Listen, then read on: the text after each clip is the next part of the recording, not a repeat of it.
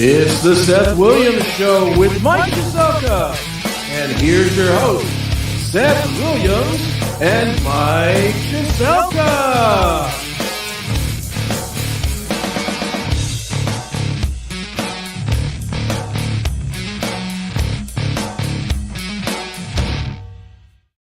Welcome to another Monday night. Good evening. How are you, Mike? Another season. Yeah. Every day we do a show, it's a different season here in Cleveland or Northeast Ohio.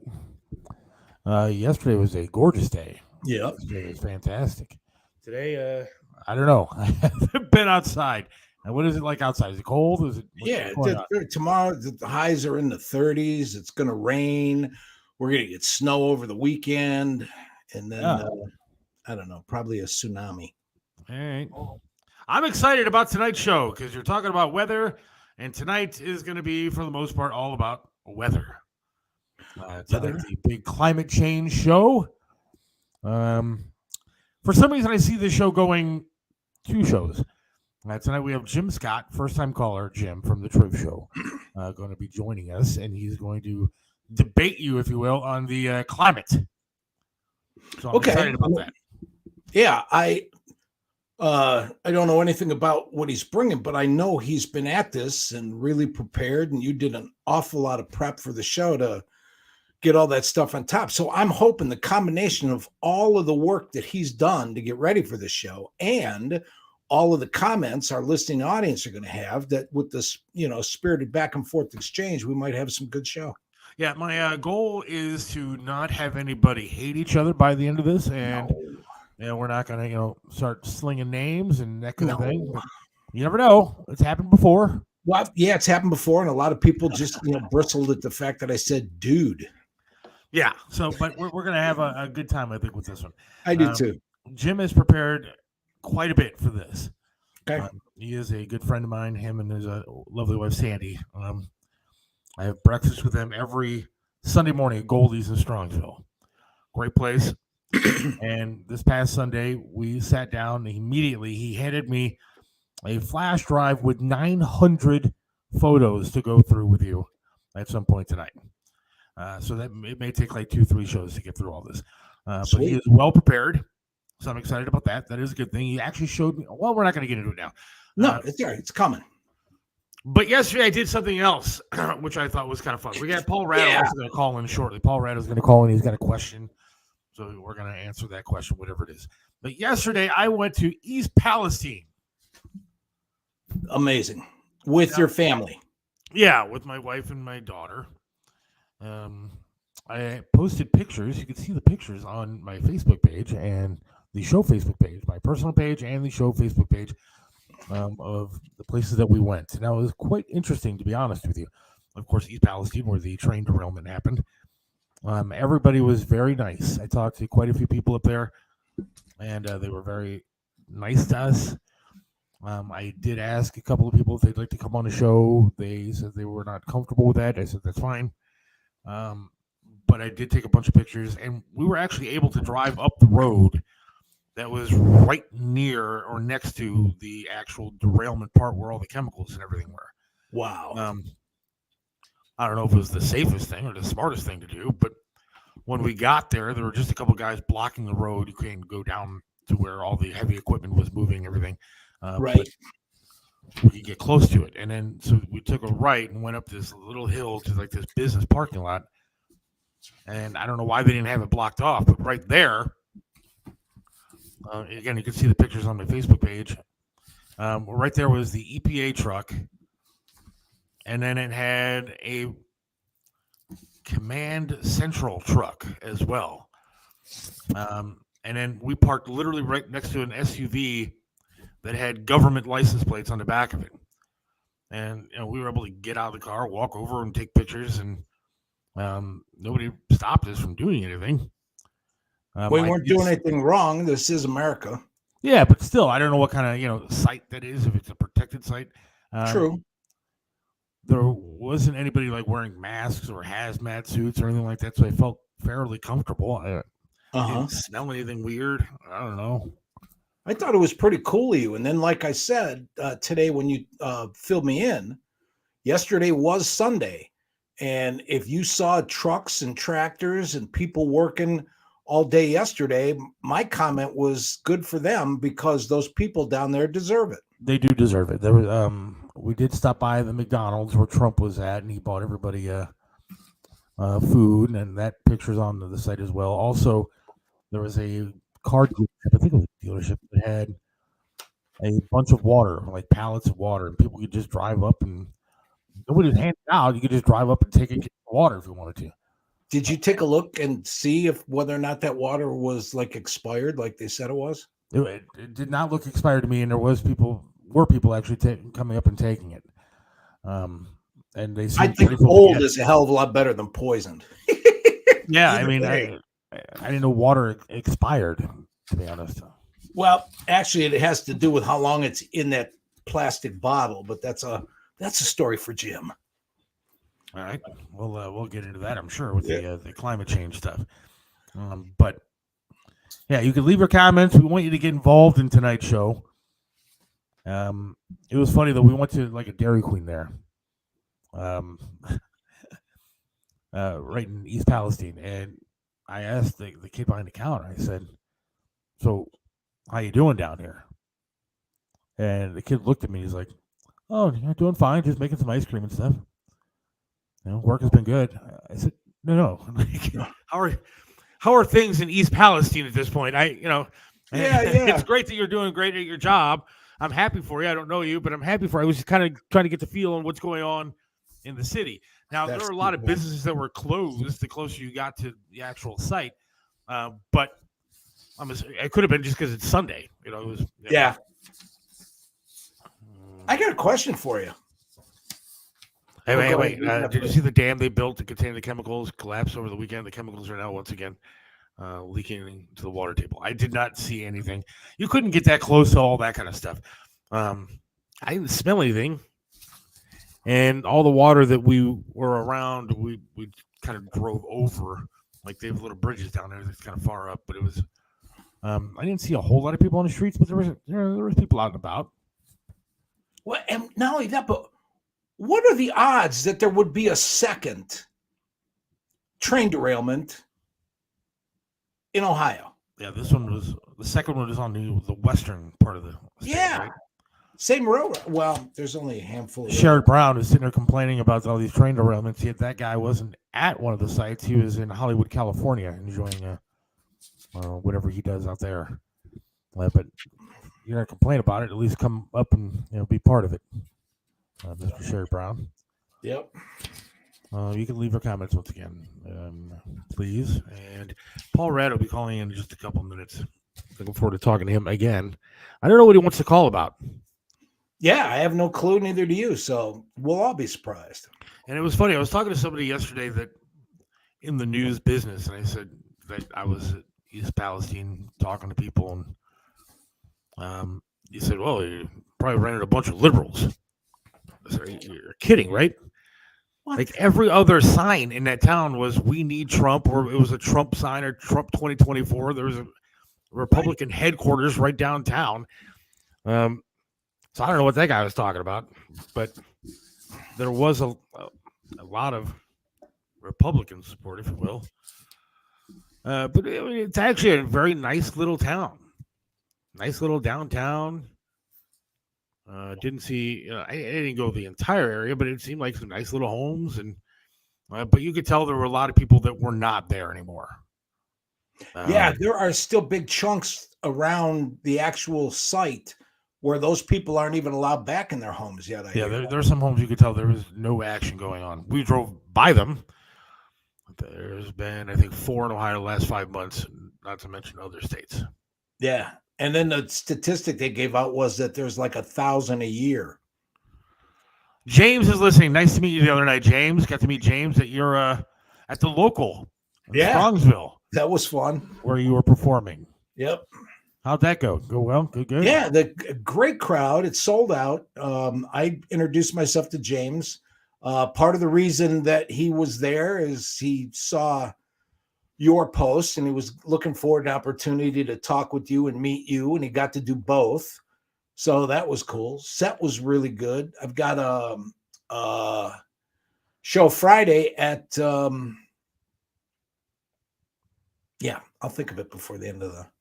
But I'm Friday night, and then April 29th, I'm headlining the Alex Theater at the 9. So that one I'm looking forward to. I want to get down. Yeah, little by little, let's get back on track. I walked into the local, and you're like, "Are you staying?" I was like, "There was nowhere to sit. There was no place to sit. That place was completely sold out. Every table that I walked by had a sign on it saying reserved." Yeah. James says you killed it. Oh, so, thanks. Yeah. I don't know. I mean, it was too packed for me to even stay. But unfortunately, there's always room for you, dude. You know that. My wife and daughter were there. My wife was tired, and my daughter was sitting in the car. And I don't think she was even allowed in there. Well, no, it's 21 and over. 21 and over crowd, but and so, but it looked like a great time. It was, and I'm looking forward to more. And I tell you, the material just writes itself. This world we live in. So I'm not. Yeah, you're telling me. Colorado is joining us now. Cool, Paul. How you doing? Well, I'm driving. I hope this doesn't affect the show here. I hope it doesn't affect your question. I hope you're not like leaving town because you're wanted. No. Don't worry about that. Oh, potholes. Got to watch out. All right. So it's very important that I'm driving because I got to bowl tonight. Very few things will keep me from bowling, but coming on you guys' show to ask you an important question is one of them. Okay. All right. Now, Mike, you and I've had discussions in the past week there when news came out about Fox and this courtroom going, this going to trial regarding the Dominion voting machines and maybe Fox spreading news, right? You and I talked about that, and I said Fox is no different than CNN, MSNBC, and Newsmax, but you seem to think that Fox is the only station that is spreading propaganda. No, I don't think that at all. But I will tell you what the difference is. New York Times, Washington Post, CNN, ABC, NBC, they can all be sued because they purport to be a news organization, and there are standards. Look at Fox's charter. Murdoch set Fox up to be entertainment. Fox has never been in the business of doing anything except entertainment. So they get to make stuff up. That's the difference. That's why I got to be honest with you, Mike. Maybe it's that's why this is a landmark case. Maybe it's the driving around. It was, but I can't hear. That was the pothole back there. No, Fox. If this is successful, it'll be a landmark case. CNN does nothing but entertainment at this point too. CNN, of course, was started as a news. Listen, I'm gonna pull over and park. Sorry, I had to pull over and park because Mike, you were sounding like a Casio keyboard with your bing bing bongs. So I'm sorry I didn't hear that. Except, okay. I think we'll see if Paul can reconnect here. But you know that CNN was started as a news organization, and it was the only news organization around at the time. But now it is completely the opposite of what it started out to be, and it is nothing more than entertainment at this point. No, I completely disagree. Then you don't watch it enough, because if you watch Don Lemon in the morning, if you don't think that's goddamn entertainment, then forget about it. Actually, it's not entertainment because it's not funny. Let me finish. I didn't say I even liked it. But what I will tell you is this lawsuit is over a very narrow, and this is why they're going to get caught. Every single one of the people named gave sworn depositions. This isn't the other networks talking about Fox. This is everybody from Rupert Murdoch on down. Hannity, Tucker Carlson, Laura Ingraham, all under oath giving depositions. And every single one of them said, we knew everything Trump said was a lie. We were afraid that our audience would get pissed off at us and move over to Newsmax. So we can't tell the truth. And they went on the very next day. And the reason why 60% of the party and 30% of the country still think that guy wasn't lying is because of Fox. They did it on purpose. And here's the quote from Murdoch. It ain't about blue. It ain't about red. It's about green. Green. And so you can't give, if I'm the prosecutor, you can't you give know what? a better CNN line. CNN I'm has not been done. You can't give a better how line. long did it go? Did it on purpose. We have other guests to get to at some point. CNN Right, has been lying for 2 years about a vaccine and a virus. So I don't want to hear about it. Paul, go ahead. But can I bring up my point though about what you said, Mike, goes in hand with what I'm saying. Okay. Sure. And this is what I'm saying. Now, did you watch that latest Elvis movie starring Tom Hanks as Colonel Tom Parker? Yes. There was a scene in there when they were talking about merchandising Elvis. And they had I Love Elvis buttons, and they had Elvis pillows, and they had Elvis. Everything was Elvis, Elvis, Elvis. Until somebody pointed out that Colonel Tom Parker was also selling I Hate Elvis buttons. And he said, why would you sell I Hate Elvis buttons? And they said, well, the hate's going to be out there. We might as well profit from it. Now, this comes to my point. Fox News is the I Hate Elvis part of the people in this world that are trying to destroy America. See, they have people at the media networks that are leaning to the left, but they never had a representative network of people who were leaning to the right. So Fox comes along to fill that gap, but they are the I Hate Elvis people. They're still working in cahoots with the people that are running CNN and MSNBC to offer the other side. Now, when push comes to shove, they're all on the same team, as the depositions say. They knew it was a lie, but they had to spread it. It was about the green. Well, it's about the green on the other side too, plus the agenda that they make green by keeping us hating each other. All of these networks keep us hating each other. They throw reasons why we should hate each other. If you're Republican, you should hate Democrats. If you're blacks, you should hate whites. If you took the injection, you should hate the people who don't take the injection. It never ends, and it doesn't matter what network. They got all of us covered, no matter which way you lean, okay? So my point is that goes back to what you and I talked about, Mike. All of them are rotten. They're just rotten from different angles. And like I told you, the greatest accomplishment of Satan was convincing the world he doesn't exist. Well, I think I'm saying that he does exist, and it's from all the networks. The networks are the devil. All of them. That they're so far down the totem pole. Stick around and watch the rest of the show. Actually, well, watch it tomorrow. And James, every single thing Paul's saying, he's quoting what I told him about last time we talked. No, not about the Elvis button. No, I know. Yeah. All right, Paul. We're going to go to climate change, something a little bit less hostile. Okay, now could I just say that climate change is a conspiracy theory that nobody wants to call a conspiracy theory because who controls the media? It's a conspiracy theory. Amen to that. It's no less a conspiracy theory than what was being said about the COVID vaccine coming out of a lab. There's no proof to it. Oh, yeah, your scientists say that it's going on. I got scientists that say it isn't. It's a conspiracy theory. So if I'm a conspiracy theorist, so are they. Just because you label something a conspiracy theory doesn't mean that somewhere in everybody's misguidedness is a truth. Well, right. And that's exactly what I'm talking about with the COVID vaccine. They were saying was a conspiracy theory, and now you got proof that it's coming out. Now I know it says low confidence on the Department of Energy. It says low confidence that it came out. But do you know why it's low confidence? Because China didn't give us access to make it high confidence. But everybody keeps on forgetting about that. That's because Dr. Fauci hit it.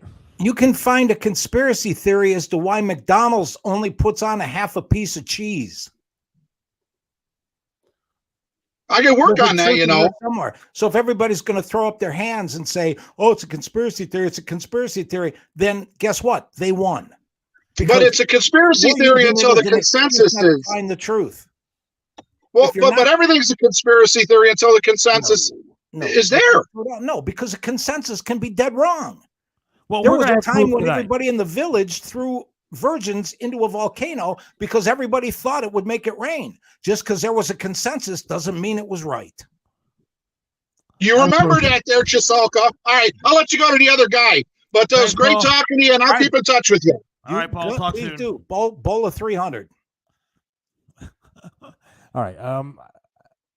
Let's get to a real. It's not a conspiracy theory. It's just dead wrong. We're going to talk climate change, and we have Jim Scott, first-time caller. Jim is joining us. We're going to talk climate change, and welcome to the show, Jim. How are you? So we're talking abortion. Hey. Well, no, not tonight, dear God. No, For God's not sake, what are you tonight. trying to do? Oh, man, I got 4 hours of abortion stuff. Well, hell, we're gonna get canceled right off the bat. Well, I like the sign behind you. Just saying. I'm wearing my shirt for my fellow Ohioans down in East Palestine. Well, and we're banned. So great. That didn't take long. So My buddy's behind me here, so watch out. yes, I see that. All right, I love that. By the way, that's going to be good to look at tonight. So we're going to be talking climate change. You guys are going to have a little bit of a debate, if you will. Jim came prepared, Mike. I'm telling you, we've got all kind of slides. We got all kind of stuff to get into tonight. So I'm excited about this. All right. So where do you want to start, Jim? I'll let Jim. How do you want to kick this off? We're going to be discussing. Jim, you obviously believe climate change is either not a conspiracy theory, but more of a they're lying. It's a natural phenomenon. The temperatures change over the Earth's history, and we have people and humans have no bearing over it. It just happens, and I can prove it. Okay. Jeff says, "Don't be nervous, Jim." Okay. This is not. Is this your first time calling the show? Yes, it is. Thank you. Actually, the second. All right, Mike, But, are you prepared? I'm not a scientist. Please. This isn't first of all, let's be really, really, really honest. All I heard was, oh, Jim's got this, Jim's got this, Jim's got this. There hasn't been a single piece of information shared. So is it a debate? We'll see. Is it an ambush? Hell yes. But yes, I'm prepared. How do you consider it an ambush? I informed you that In he a does debate, have evidence. There are two sides. Exactly. And so if you didn't gather evidence for your side, then it's not an ambush. It's you not being prepared. No. He was prepared. I told you he was going to be prepared. I told you that he has evidence. So it's nothing of an ambush. An ambush would be doing it without you knowing about it. You knew No. ahead of time what's going on. No, it's completely untrue. Because if you go anywhere, both sides know what's being argued, and they know what the parameters are, and they know what the formula is. Now, I'm not saying I'm not prepared, but this is far from a debate, and I'm not the only one that knows it. I beg to differ because, again, you were informed. In a court of law, the prosecution knows what the defense has, and the defense gets their information from the prosecution. Well, it's a good thing that none of us are practicing law right now because we're in a podcast where we're actually going ahead and showing what we have. So I didn't get your motion for a discovery. Sorry. Yeah, either did I. But he was informed to gather evidence on his side if that's what he wanted to do. I'm not going to make any proclamations. I might make one prediction tonight. I'm just going to show how this climate change stuff is a hoax. It's been a hoax for 50 some years since it started back in the 70s when I was a 17-year-old junior at Euclid High School. And the proof is, Mike, if you walk out your front door, turn to the north and start walking, you'll walk right in it. Show him number one, Seth. Show him number one. My proof is Greta Thunberg. If there's no more proof needed, it's that she's an ass. All right, here we go. Climate change. Sorry, number one. There's your proof right there. It's called Lake Erie, one of the Great Lakes. You know how it was formed? Go to the next one.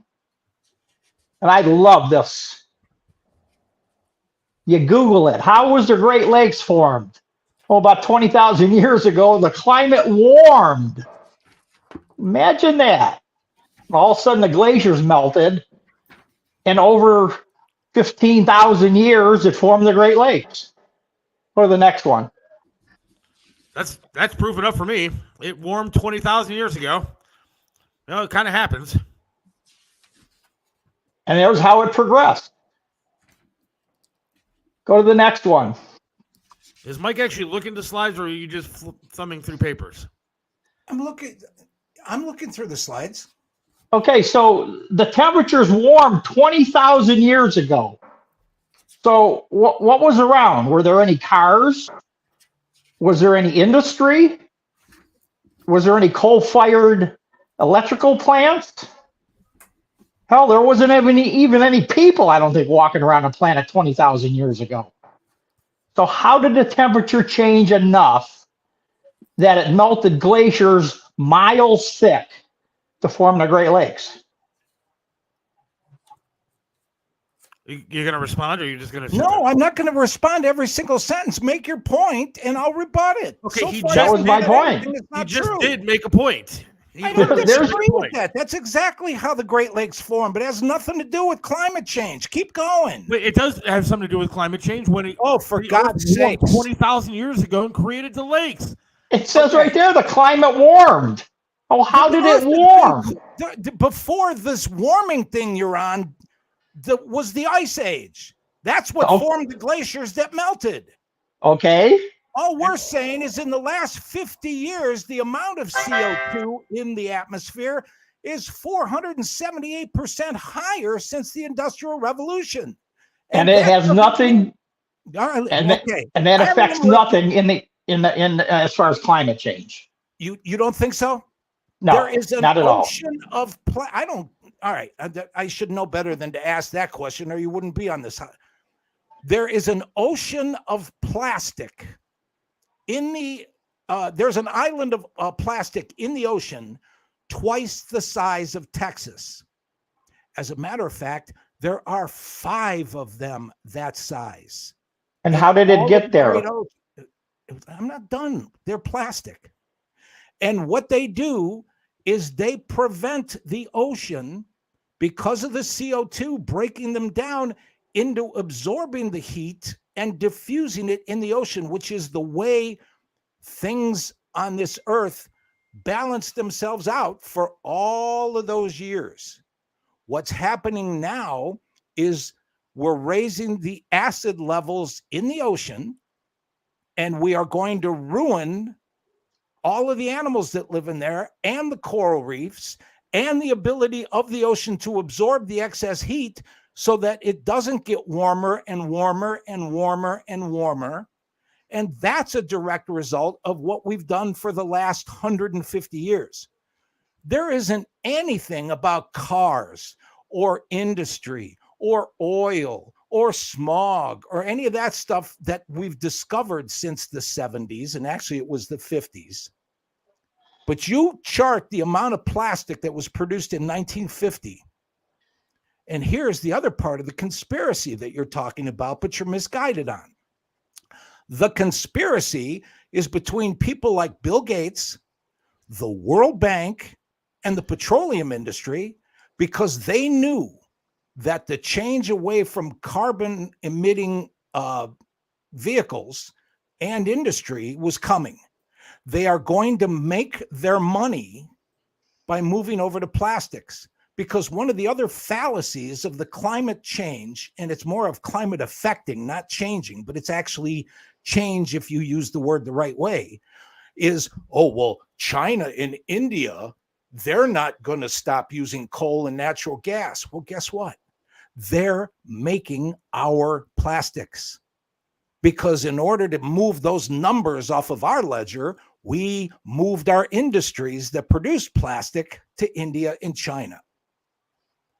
And if you look at the 250 million acres of farmland that Bill Gates and the World Bank have purchased over the last 20 years, it's a direct result of the fact that we can't clean the oceans up.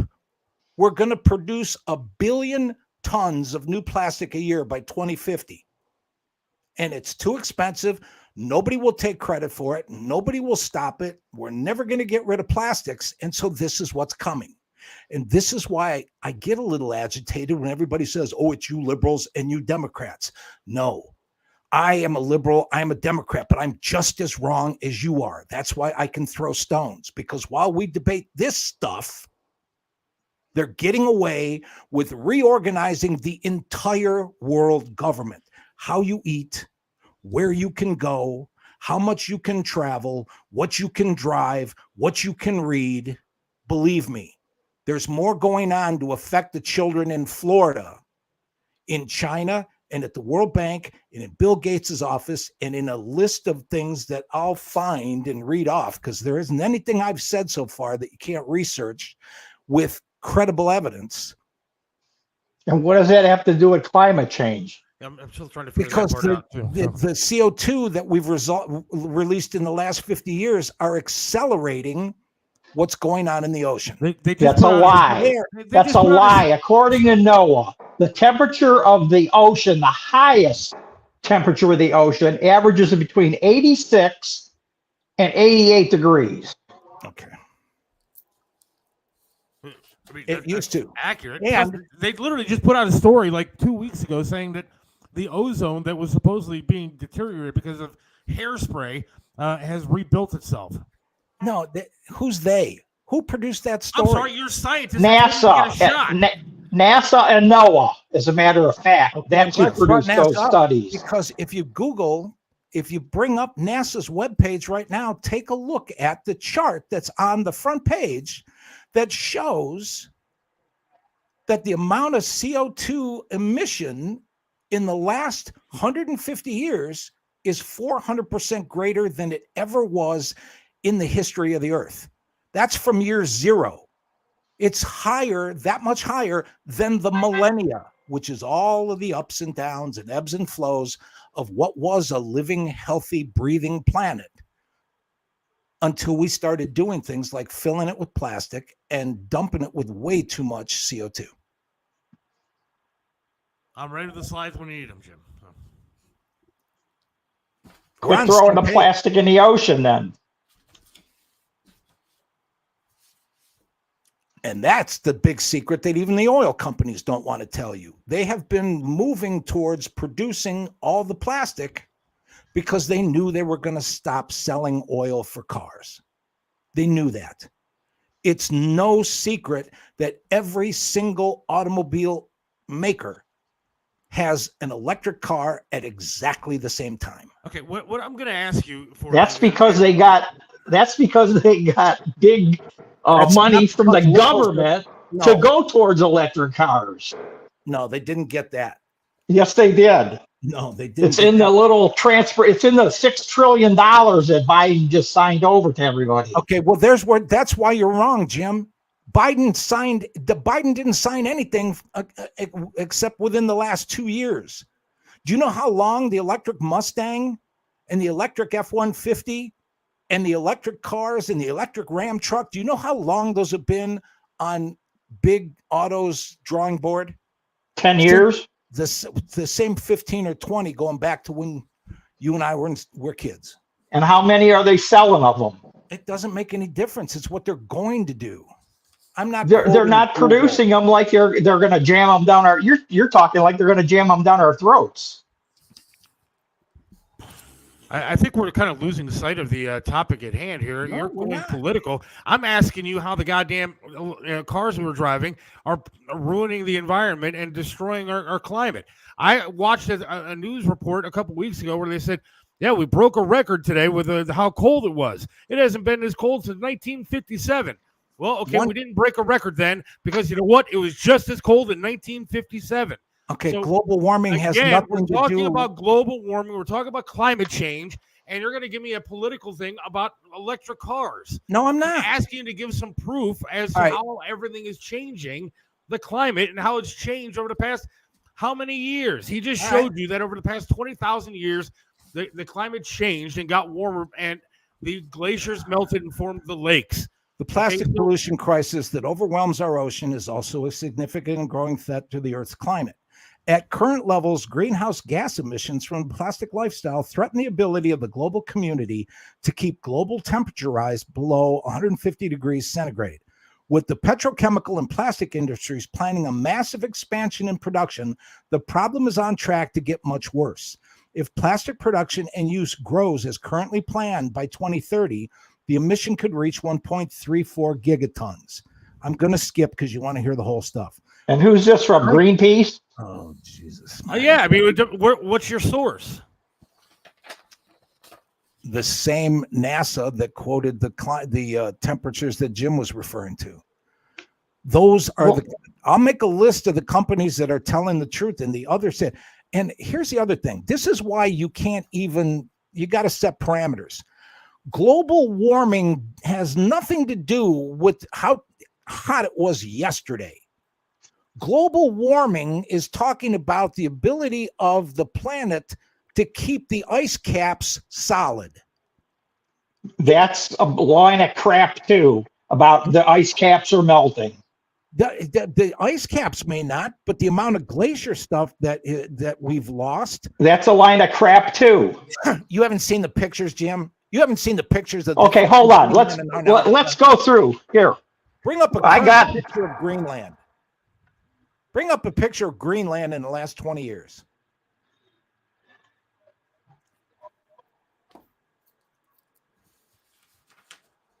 I mean, I've seen a lot of these pictures that you're talking about, but again, the climate changes over time. I hate to tell you, Al Gore told us we'd be dead 20 years ago, and nothing happened. Here's some of the predictions that were made back in 1970. Yeah, give me a slide number. I'll go to it. Let's see. Pick number 22.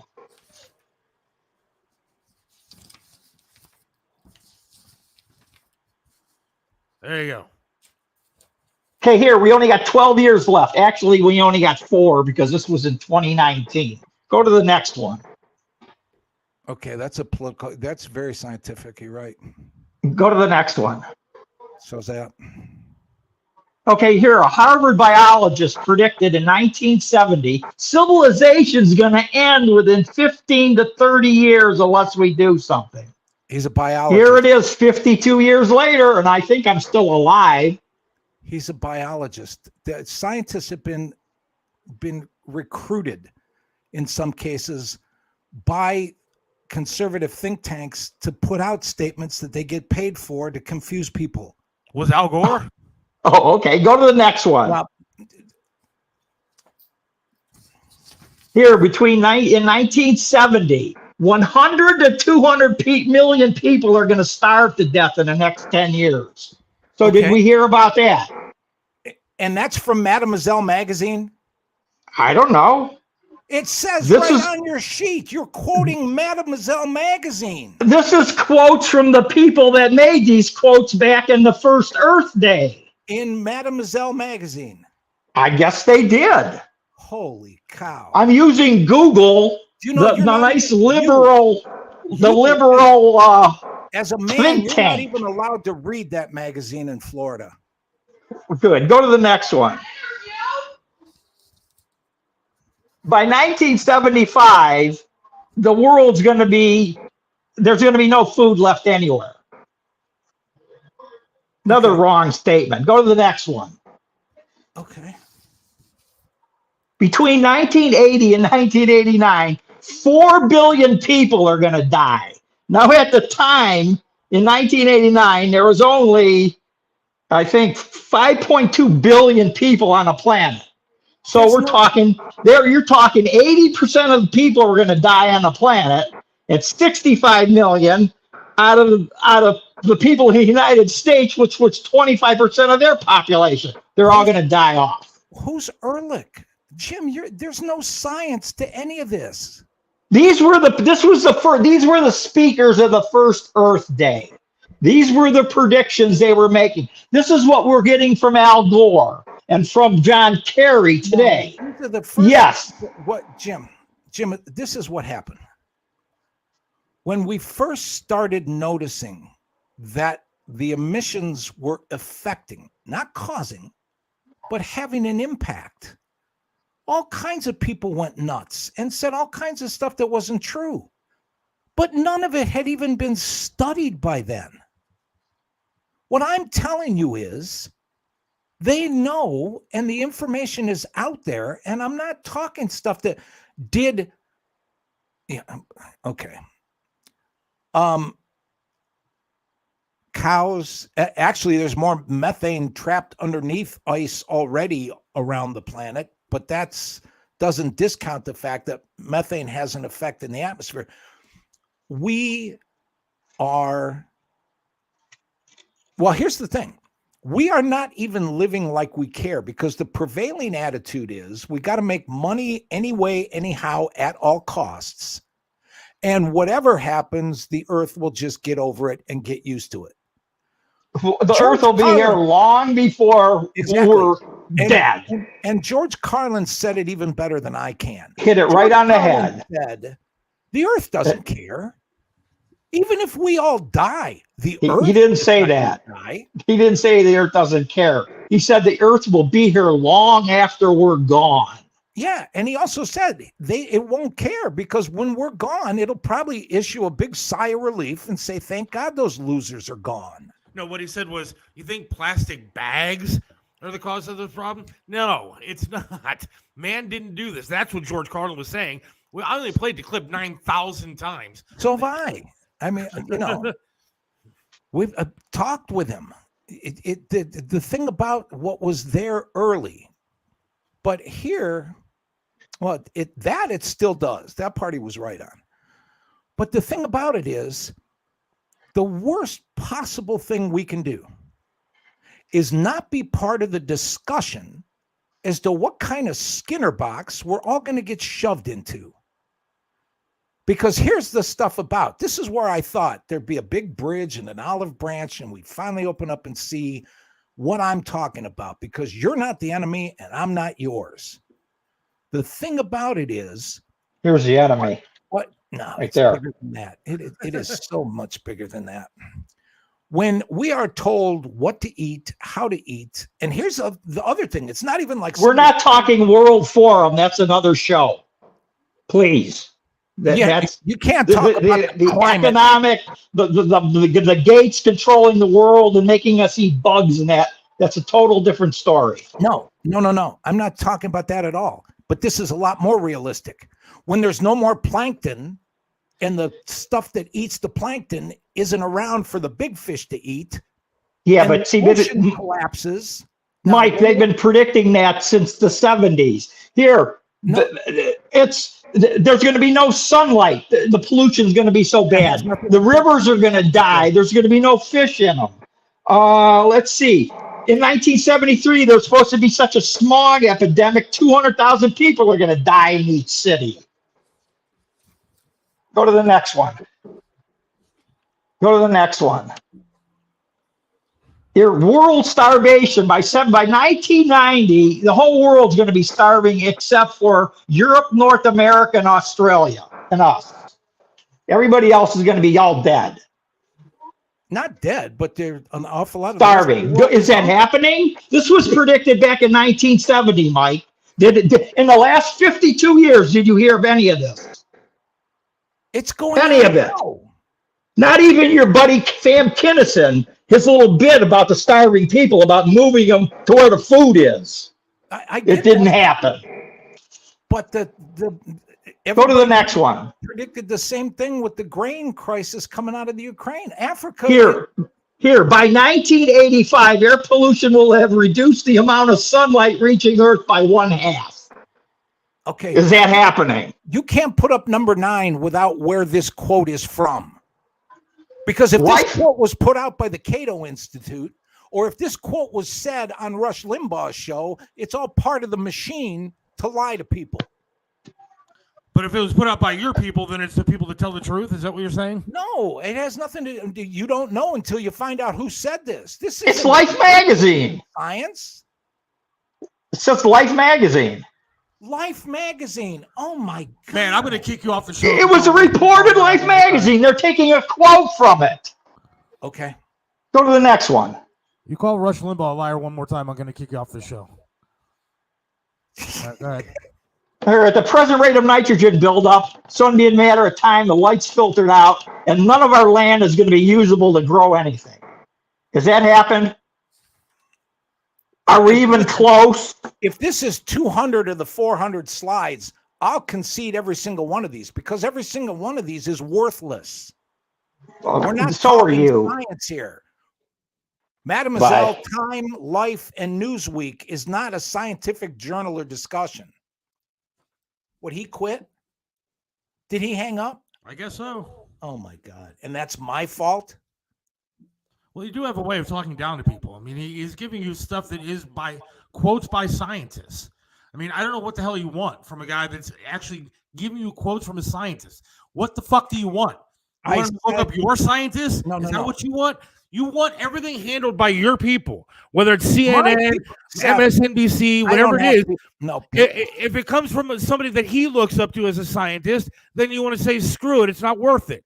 And it's worthless. Say he looked that's a piece of shit attitude to take, quite honestly. And I'm really getting kind of tired of you running off every guest that I have on the show, because he was giving you people that actually say things that he believes and showing you scientists that are saying those things. And then you're going to sit there and say those are worthless? In the discussion. That's fucking pathetic, dude, to be honest with you. And it really kind of pisses me off. Seth, my point was that there's a bridge there between what's going to happen when we are told what we can eat, where we can travel to, and all of that kind of stuff. I don't give a shit what your And he points said, are. put up the next slide. No, what I'm telling you is there is a guy that did a lot of research that put out slides that are actually pretty good and giving you quotes from scientists throughout the years, from the first Earth Day, from the 80s, from the 70s. Obama bought a house on the water. Apparently, he didn't think that it was going to go underneath the water. And he has his stuff prepared, and you're going to come on and insult the guy again and talk down to him like he's 3 years old. Who the hell would say this? If we're going to go through all these slides, then it's worthless? Seth. I mean, that's really disrespectful, dude. I mean, I'm just being honest with you. And if that's going to show you want to do it on your own.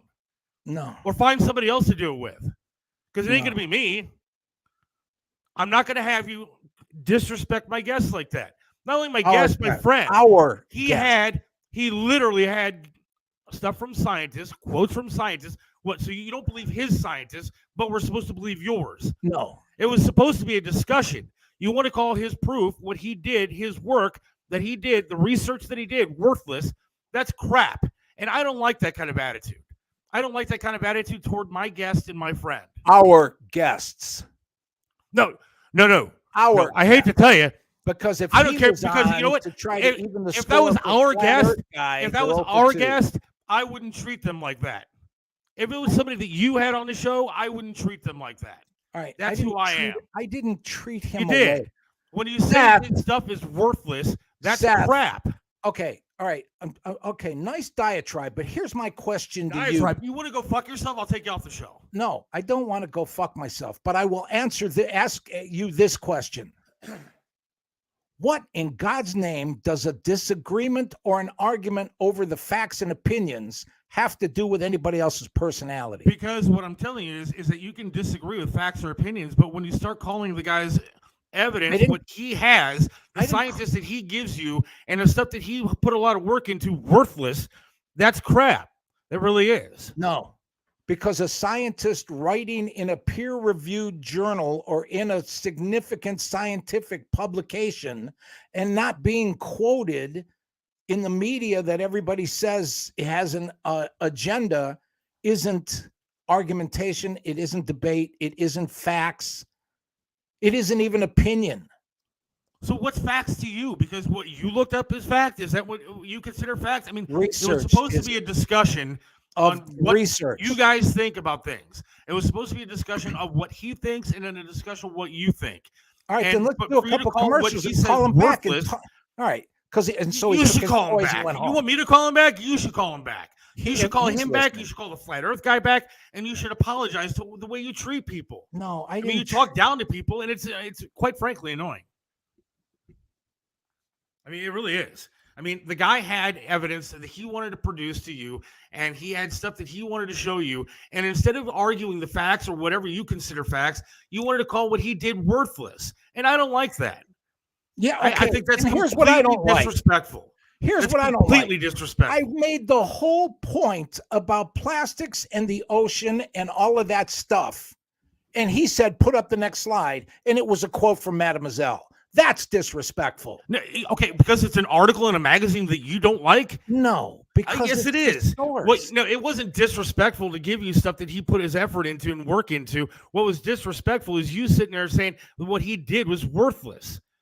The guy had 40 slides that I had to sit there, by the way, and download all day long. I completely understand that. So, and you're going to call what I did worthless too? I mean, I put a lot of work into that. You don't make and he that did too. And you're going to sit there and say worthless. I mean, that really is crap, dude. I mean, that really is. It's annoying to me. And somebody says, calm down. I'm not going to calm down. It's my fucking show. And if you don't like it, I'm sorry. But you're not going to treat my friends and our guests that way. It's just not going to happen. Calm down. What do you mean? If I don't like it? Yeah. Are you talking to me? Absolutely, I'm talking to you. Because I'm not going to sit here and let you talk to people like that. You insulted the Flat Earth guy. He'll never come on the show again. Now you insulted a friend of mine who will never come on the show again. And, I mean, what do you want? You couldn't just hear the guy out? You couldn't just hear what he had to say? You had to call what he said worthless. You know, I tried that approach, Seth, if you remember. You called through the first You said what he had was worthless. Okay, don't jump to that. Let's go back to your point. What am I going to jump to? That's what you said. Then the guy hung up. Whoa. You said you didn't even hear what he had to say. He went through the first 3 slides, and I said, make your whole point, and then I'll address it. But no. Everybody said, no, we're going to put the slides up, and you're going to make an immediate comment. Okay, what am I supposed to do? Go through 40 slides and then let you comment an hour later? No, but if you would have made 10 or 15, that's what I meant about knowing what the format was. And you start saying that his work and everything that he had was worthless when he doesn't think it is. And quite frankly, I didn't think it was worthless either. All right, I thought it was a good discussion that we were supposed to be having. And you don't want to deal with it. You don't like the facts that he was giving you, so you call him worthless. There weren't any facts in that. So what do you call it? You call it what? Was it a fiction novel? You know what, Seth? Because you don't agree with it. You think it was fiction. Find the fact in the following sentence. Some guy in 1970 said that there wouldn't be any sunlight. That's not a fact. That's an opinion. Is it a fact that a scientist said it? Maybe. Yes, it's a fact that a scientist said it. It was published in an article. You didn't like the fact that the one scientist was a biologist. Didn't agree with you, apparently. The one scientist was a biologist. Okay, is that not a scientist? Okay. And if the other guy's an electrical engineer and you ask him how to do heart surgery, just because he's a scientist doesn't mean he knows. Yeah, and just like Dr. Fauci is supposedly a scientist, I'm supposed to believe everything that he says because that's your guy. Well, okay, at least the guy had an article. The guy had an article that was proving his point. And the discussion was supposed to be about climate change. And when you take it another direction and you call his stuff worthless, that's insulting to him. And it's insulting, quite frankly, to this show. Because Seth, he's on here to give his opinion. And for you to call it worthless is ridiculous. I told him more is. I told him more than once that if all of that stuff was put together, it had no bearing on the stuff we were talking about. So I didn't. It absolutely had bearing on what was when people in the 1970s are saying that something is going to happen with the climate and it was going to be changing where everybody's going to die. It was a fact that a scientist said it. It was a fact that it was published in an article, and you didn't like to hear it. You didn't. You didn't want to hear it. And so now another guest hangs up. Another guest doesn't want to come on the show. If you can't be respectful towards the guest, what do you want me to do? I mean, it was insulting to him. No, it wasn't. And I could see it. I guarantee you it was insulting to him and other people saw it. I'm sorry if you don't think so, but it was. You couldn't just hear him out without calling his stuff worthless. I didn't think that we were near the end. This is just the beginning of what we're talking about. How can he quit already? It's because the top of the 3rd inning. You called his stuff worthless. That one slide. The slide. No, not the one slide. What you did said I say anything about the creation of the Great Lakes? Did I say anything about the creation of the Earth's temperature? Did I say anything about the glaciers? Did I say anything about 90% of what he brought? No. What you said, I didn't downgrade any of that. That's wrong, stuff. and you know it. What you said was, if you want me to play it back, I'll pull the clip and I'll put it on TikTok if you want, where you absolutely said, if I have to sit through 400 slides like this, they're worthless. That's what you said. I do. If I did, all he had to say was, no, that's not what's coming. the stuff not that he hang showed up and wasn't go worthless home. either. The stuff that he showed wasn't worthless either. I mean, and it's insulting. And I mean, I don't know. What school did you go to where you learn how to talk to people? I mean, is it the liberal school of talking to people? It's wrong. I mean, it's wrong to talk to people like that. I mean, I don't get that. Forget about the fact that you didn't agree with him. I don't care if you agree with him. The point was you didn't agree with him. I don't like the way you talk to people. I didn't like the way you talked to the flat earth guy and shut him down. I don't like the way you talked to Jim. And forget about the fact that he's my friend. He was a guest on our show. I know that. And you insulted him. I mean, and this is what I said to both of you at the beginning of this, before we even went on the air, is that I wanted this to be a civil discussion, and you couldn't do it. You couldn't listen to what he had to say without calling this stuff worthless. The guy put 40 slides together. Then I had to download them all. And what you did was call his stuff worthless within a half hour of him being on. And I don't appreciate that. So I guess, we could talk about the Browns draft and how great the Cavaliers are. No. I mean, why would you insult You somebody? got the slides. Let's finish the show. I'm going to play a slide. It's not here. I mean,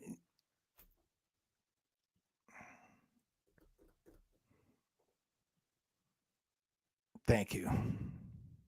The problem is there was no debate. You were shutting Yeah, there down, was. telling him his stuff was worthless. We're just getting started. And you insulted from the very beginning with this. Well, Not even a half hour in, and you said his stuff was worthless. Seth. I mean, I'm sorry. I'm sorry that I get mad because I am how many too. good guests am I going to have that you run them off? I didn't run him off. He ran off.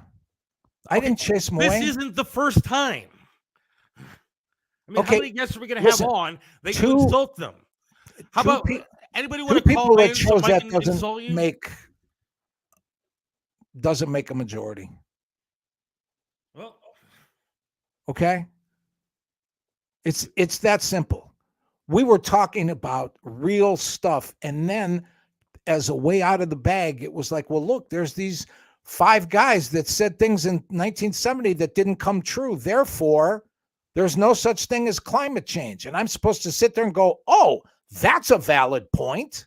no, you don't have to say that. I told the flat earth guy that if you get in an airplane and fly in one direction, you're going to come back to the same place you left. Yeah, the 400 times you called That's him dude. insulting? The 400 times you called him dude. And yeah, I could tell you everything that was insulting, but you don't want to listen to it. But it was insulting that, again, you don't have to agree with the guy, but when you call the work that he did worthless, and it wasn't. It wasn't. Work. You know what? Didn't say the whole work. You said all 400 slides that he has, or I've had to sit through all these, are worthless. You know what? It wasn't worthless to me. I liked some of the slides that he had on there, and I was interested in what he had to say. And it wasn't worthless to half this audience that actually agreed with maybe what he said. I said this. It was worthless to you. I said it was the perfect opportunity to get past the things we think divide us and pay attention to what we really need to do. I mean, half the conversation we weren't even talking about climate change. I mean, yeah, we were. You weren't. But yeah, I was. She had slides that were ready to go because you didn't like Mademoiselle magazine. You wanted to shut the guy down. It was a scientist in an article in a magazine, I guess, that you don't like. I don't know Mademoiselle magazine. I don't know if I ever bought it. But it was a biologist that said that there'd be half the Earth's sunlight would disappear. Okay, and is that not a scientist that said a prediction about something that would have to do with climate change? It is. But for you to call his stuff and the research that he did worthless, I wouldn't stick around and talk to you either. Okay. Yeah, I'm just being honest. But yet it's okay to make fun of Dr. Fauci because everything he said was worthless too. I didn't say that. I said we can have a discussion about anything. When proof is coming out about stuff, we can talk about it. That guy put a lot of work in and had proof that he wanted to show to the audience, to me, and to you, and you called it worthless. No. That's insulting, degrading, and horrible to do to a guest. I've been on a billion radio shows, and I haven't had somebody say, your information is worthless because I don't agree with it. Okay, Seth, would you please stop saying that I said that about his entire body of work? That's what you said. I'll pull the clip and put it on TikTok tomorrow so you can see it. That's exactly what you said about his 40 slides that he put together. I said if we had 40 slides of those kinds of things, it would be worthless. And so it has nothing to do. Let me finish. The 15 of them that he showed you to begin with were completely let worthless. me make an entire point.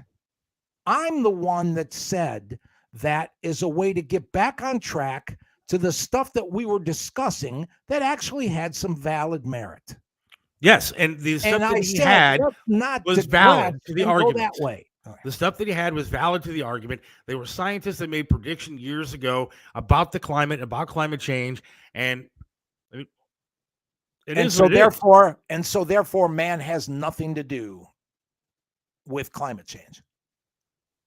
Okay, that's not the argument. The argument was that he showed you proof of scientists back in the day making predictions about climate change that didn't come true. You didn't like the sources that he had, so you called them worthless. Again, that's insulting. It's insulting to a guess. No, it wasn't him, and it wasn't the sources. It was the people that said them, and it was what was said. Okay, because somebody having an opinion and talking out of their ass is not science. And the stuff that you were presenting is your opinion too. The stuff that you were presenting is your opinion, and he didn't agree with it. He didn't call your stuff worthless. Oy. I mean, I don't like that you treat people like that. I mean, I would have hung up too when you said that. I mean, quite frankly, it was rude. So he was allowed to present an argument. That's what he was trying to do. You didn't like the sources that he came up with. Leave. You didn't like the sources that he came up with. You called the stuff that he had worthless. No. Seth. He played 15 slides for you. Yeah. And then you said, if I have to sit through 40 of these, 400 of them, I think is what you said to quote you, they're worthless. Why do I only get 3 words and you go back to saying the same thing over and over and over? If I'm repetitive, I'm sorry. Maybe because you're not hearing it. Everybody else heard it. Well, I am apparently not. Did you hear yourself when you said it? Did you hear yourself when you insulted the Flat Earth guy? What we're doing, those slides would be worthless. They weren't, though. They weren't worthless. They were a point that he was trying to make to the audience. I didn't think they were worthless. There are people in the audience that didn't think they were worthless. It's a big step backwards from what we were talking about. It had exactly to do with what we were talking about. It had to do with climate change and people making predictions, like Al Gore makes predictions about 12 years, we're all going to die. It was scientists back in the day, despite your magazine that you don't like, they were making a prediction in an article, and you didn't like the fact that they were wrong or didn't like what they said or didn't like who they were or whatever it is, but you called them worthless, and it was horrible.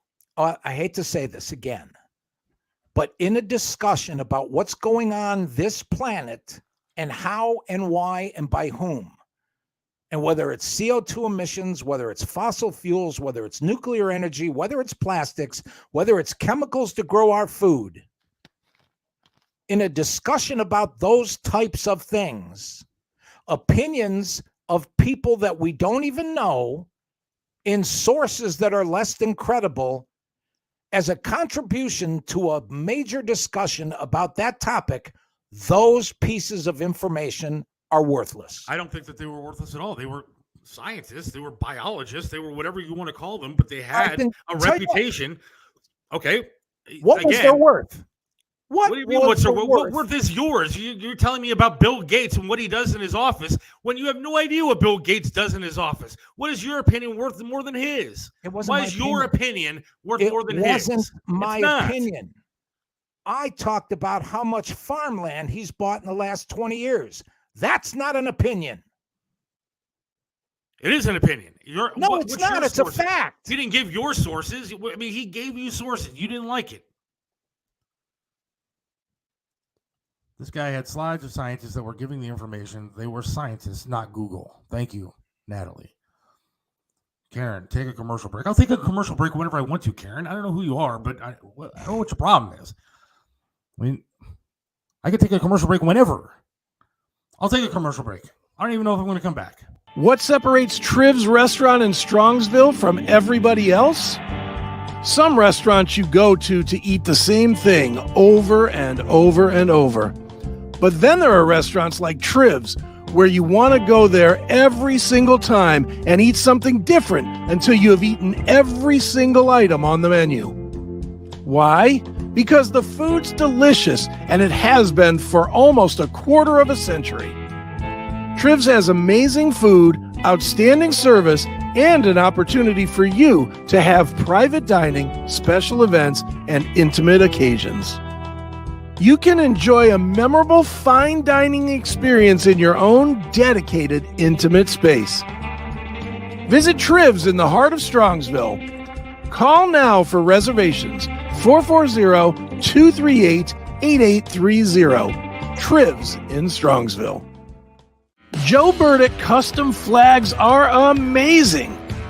Each flag is handcrafted to reflect the imperfect perfection, making each piece of patriotic wall art unique. This is a local small business, veteran-owned and proud. Joe Burdick creates symbolic artwork that is built to last. Display your spirit, pride, and patriotism by calling 440-305-2065 and let Joe's flag serve you.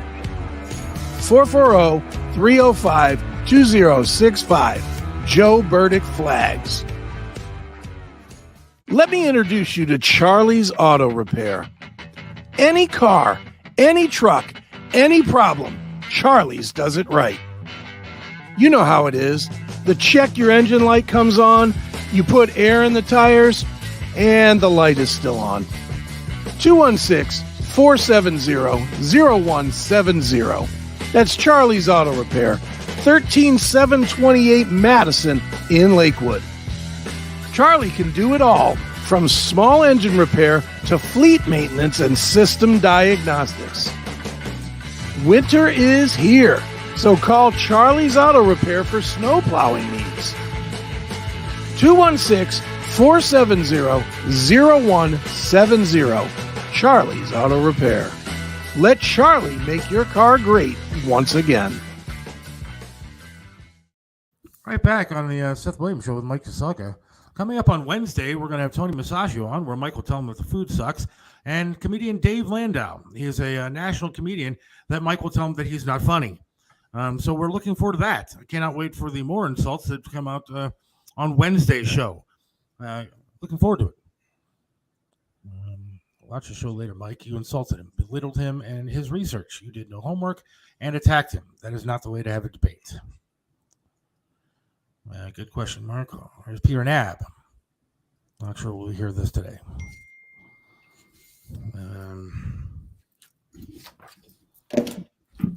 Mario wants to know where he can catch the show on YouTube. If anybody would like to call in, I'm going to put the link down here. So if anybody would like to join the show, you can let your comments be known. Karen, if you'd like to call up, you can say whatever you want. Since you're running it now, Karen, the producer, telling me to take commercial breaks, you can call in and join us. Friday, Peter was there in Arizona. Yes, he was. So, I mean, I guess we're done with the climate change discussion. That was fun. Maybe. Glad I put a lot of work into that this morning. Well, I'm really sorry it's going to be wasted. 40 freaking slides and spent hours of my morning putting stuff together for this. Okay. So I could have a guest come on that you would insult. I have 300 pages of research here. I don't give a shit about your research. I'll you know what? Okay. It's worthless. Okay. You can insult me, but I called his I'm stuff. only insulting you because of what you did to my friend and my guest. I mean, I'm the one who booked this show. I'm the one who put him on, and he had a lot of stuff that he wanted to say, and he called it worthless. But your 300 pages, I'm sure, are very accurate, and everybody should believe it. Go ahead and read it. I am still here to talk about it. I didn't hang up. I want to hear your 300 pages. Somebody please call in and debate him because I don't want to. Good thing Joe's not listening. He missed a lot. Yes, it would be tough to explain to Joe Burdick everything that happened on the show tonight. But yeah, somebody call in. I'll tell Mario to call in. Maybe somebody will call in and debate you because I don't want to do it tonight. I want you to read your 300 pages. That's sad. We'll see how much the audience listens to it. No, that's why I didn't read. That's why I'm going to watch the numbers dwindle as you go down your 300 That's pages. why I didn't read from text, from scientific journals. That's why I just condensed it to talking points. You literally read an entire paragraph word for word. Oh, my goodness, an entire paragraph. Go ahead and read it. Oh, I read an entire paragraph. I'll sit back and listen to your 300 pages. No, that's not. Or we could talk about the Cavaliers. What a great season they're having. I mean, you ran off my guest on this one. Whatever you want to talk about. See if he'll come back. I don't think that Jim will come back. I'll ask him. Why? I mean, so maybe he has something to say to you. I don't know. He should. Bill Gates. I mean, I'll I think ask him. all the rich countries should move to 100% synthetic beef. Eventually, that green premium is modest enough that you can sort of change the behavior of people or use regulation to totally shift the demand. And that's not in some far out liberal magazine. That's from the Epoch Times, a respected conservative journal. I'm not going after propaganda. I'm looking at the entire picture of what's going on. My offer to Jim was that we had enough in common to move forward and talk about the real problem. If we could just get past the personal stuff and that's when he decided and turned, said, oh, well, let's go back to this stuff. 16 people in 1972 that made predictions out of their ass. He had 40 slides that were ready to go about different things, not just the ones that you decided to call worthless, but he had a bunch. But all right, and he should have stayed. When you call somebody's stuff worthless and work that they put into it worthless, the point, I guarantee you that guy prepared more for this show than you have for 10 of these shows, because that's what he was excited about doing. Do you want to bet? He was excited about doing. It started a week ago. Okay, we didn't have the show planned a week ago. Don't lie. It's pretty damn close to a week ago. I know when I planned the show, cartridge. It wasn't a week ago. So it was what, Wednesday last week? It was Thursday. Okay. I don't think he's going to come back, but I invite anybody that would like he's to. Welcome to. I hold no animosity. This isn't personal. It never no animosity. Then don't call his stuff worthless. Why do you do that? Why do you talk down to people? Seth, look, I mean, don't take this the wrong way. That particular slide was worthless. You didn't say that. You said all 400 slides of his were worthless.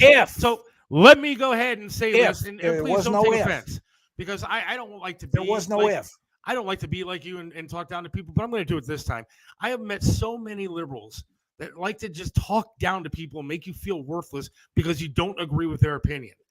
The first thing you said to me today when we started talking about my trip to East Palestine, and I said to you that, hey, there was a bunch of, that water that Trump dropped off on the side of the road that was at a dealership that people could come pick up. Was it expired water? I mean, what are you doing? If you're going to, why don't you just talk about? Why don't you just say that's really cool that the water was there? Because I saw a line of people that needed water that were there to pick it up. And your response to me, was it an expired water?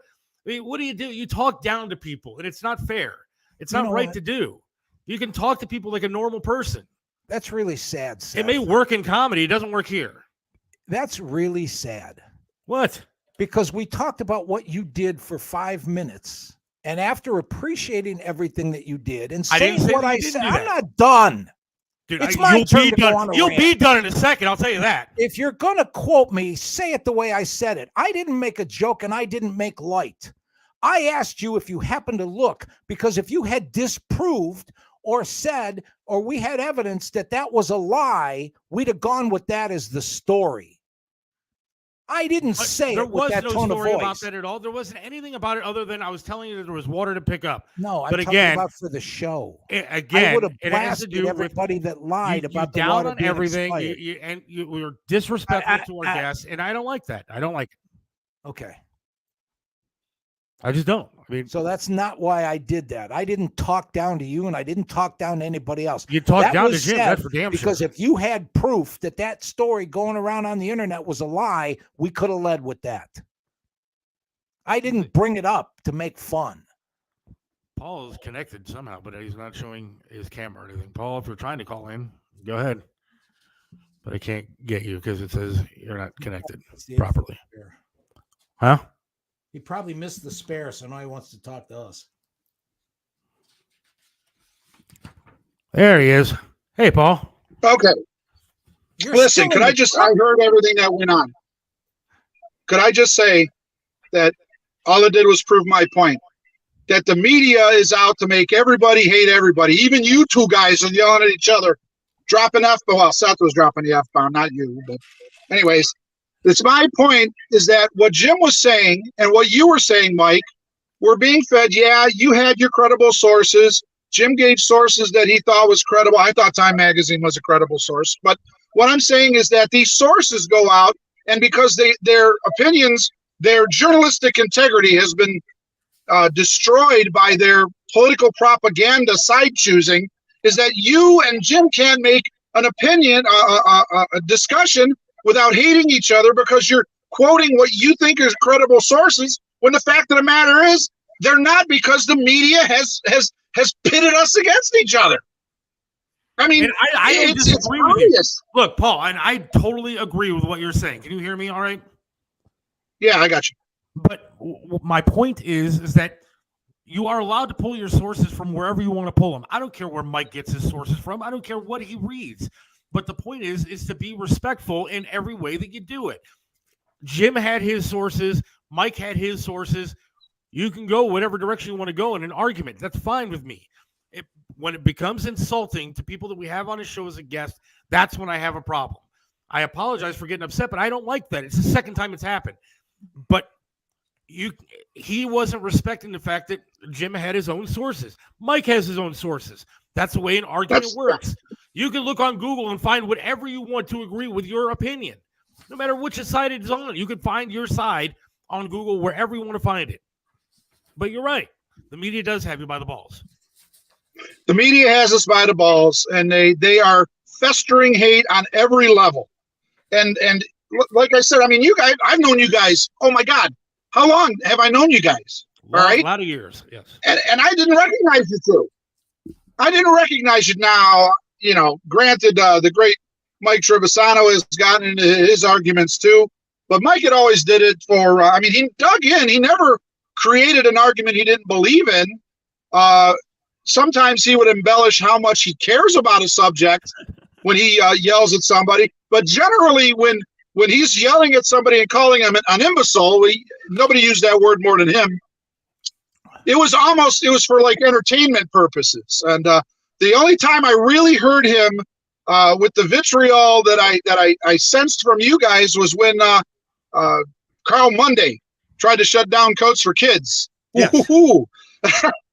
But so disagreement is it's okay. It's all right. And what's the comment, Mike, that you say about you can't understand somebody's argument? What's the hell's that comment that you use with the show about? Until you truly understand your opponent's argument, you don't completely understand your own. Right. And I think that both, if I could offer my opinion without anybody F-bombing me, is I think you forgot that for a second with Jim. He was trying to make his argument understood to you, and you were trying to make your argument understood to him, and it's like you kind of sort of forgot to listen to each other's argument. Okay. So I know you're into it. And look, I'm not trying to draw you into this, Paul, but the reason that I got as angry as I got is because this is not the first time that he does that.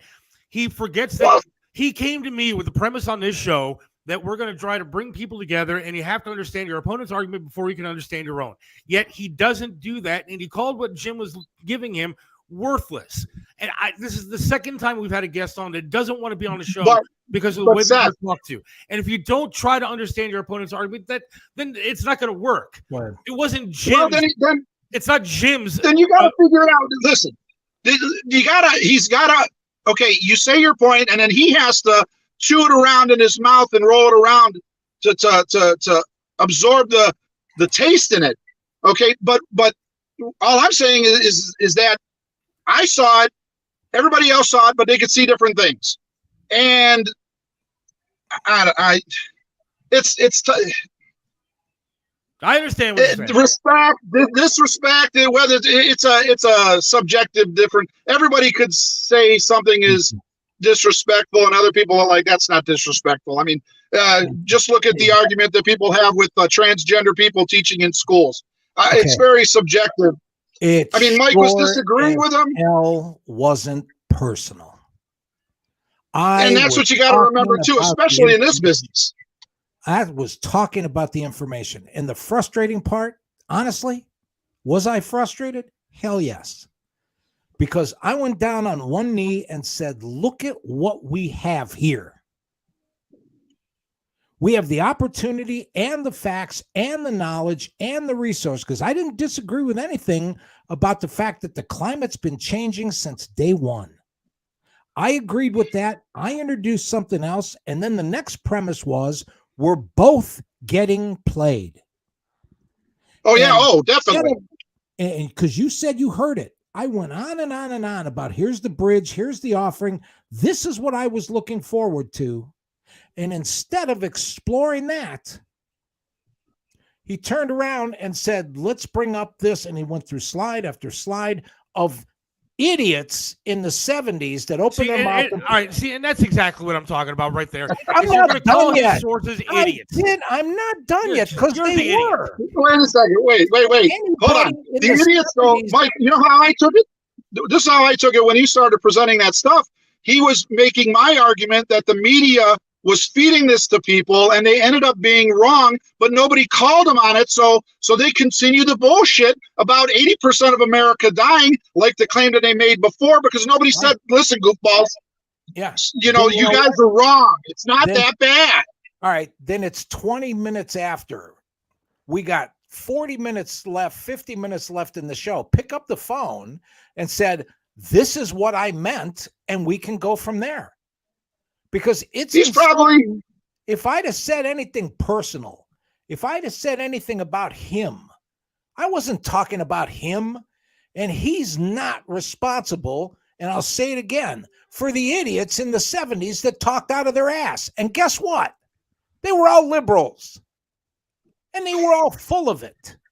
And they were all saying things in the 70s that had made no sense. And between the three of us and him, if he's still listening, all of it was worthless. I was knocking every single liberal that he was trying to quote to prove that what they thought was wrong had nothing to do with global warming. And I think that the argument between the climate, your point of view and Jim's point of view, yeah, absolutely, it was worthless. But I think the only person that came out ahead was me, because you proved my point before Jim even came on, is that the stuff that the media does is causing people to hate each other. And it's how it's presented, Mike. Now, I told you before, you get scientists that'll say that there's global warming and there's change, and I'll get the same amount of scientists that say it's all bullcrap. And they both have the scientific pedigree to be called credible, but they're being promoted by the media to be called idiots by the other side. Problem is this. So it's just like back in the 70s when we first started noticing garbage and plastic, and we really started clamping down on that. The industry got together and invented the word recycle. Well, just throw it out. We'll recycle it. And the whole movement went away. And they were lying. They don't recycle plastic. They certainly didn't in the 60s and the 70s and the 80s. Now there are a couple companies making selling points out of the fact that this bottle was made out of other bottles. Well, God, it only took 50 years. But my whole point was, and I'll say this again, what Seth and I are trying to do isn't easy. But this is the only damn show anywhere where you can see both sides of the same argument. Everybody else sits at home like bobbleheads and does this because they like what's coming out of the radio at them. And that's the only reason why they listen. And unfortunately, Jim proved the point of what we got to get past. Oh, I don't like what's being said, I'm hanging up. No, all the more reason to hang in and hammer it out. Because even if Seth had said, time out, go to your corner, and did his rant, because the point of the matter is, and I'll say it again, you said you listened to this, Paul. You said you heard the whole thing. It's best I could. What we went to in all those quotes, page after page, of people from the 70s saying everybody's going to die, 900 million, only half the sunlight, and on and on and on and on and on, isn't proof that anything that I was talking about or anything Jim was talking about previously was wrong. Don't you understand, Right. Mike? Worthless. I don't understand what you don't get about this argument, because I'm not arguing whether you had facts or he had facts or anything else. My point is that the way you talk to people is wrong. The way that you insulted him was wrong. And I don't want to put up with that kind of stuff. You would literally sit there. You've made the point of this show being you have to understand your opponent's argument. Yeah. You completely understand your own. Yet you've never once, when we've had a guest on, looked at their argument and tried to understand it without insulting them. And I don't want to do a show like that. Okay. I just I don't. will say it again. You insulted the Flat Earth didn't guy. You insult insulted Jim. I didn't People insult heard Jim. it. I didn't People insult heard Jim. it. I made a valid point. Okay, well, I've already put up the comments that people actually agree with me that you insulted Jim. The A way that you couple. talked to him. A couple. Well, there's only a couple people listening because they've all hung up by now. You insulted. The way you talked to him was insulting. You didn't try to understand what he was saying. You Yes, didn't I care. did. You called his points worthless. You called his resources, his sources worthless. No, and I that's didn't. what it is. I called those 2 slides. You said his 400 slides. If I Seth, I said if we had a it, discussion and it was based on 400 slides like these 2, it would be worthless. it was insulting. That's what I said.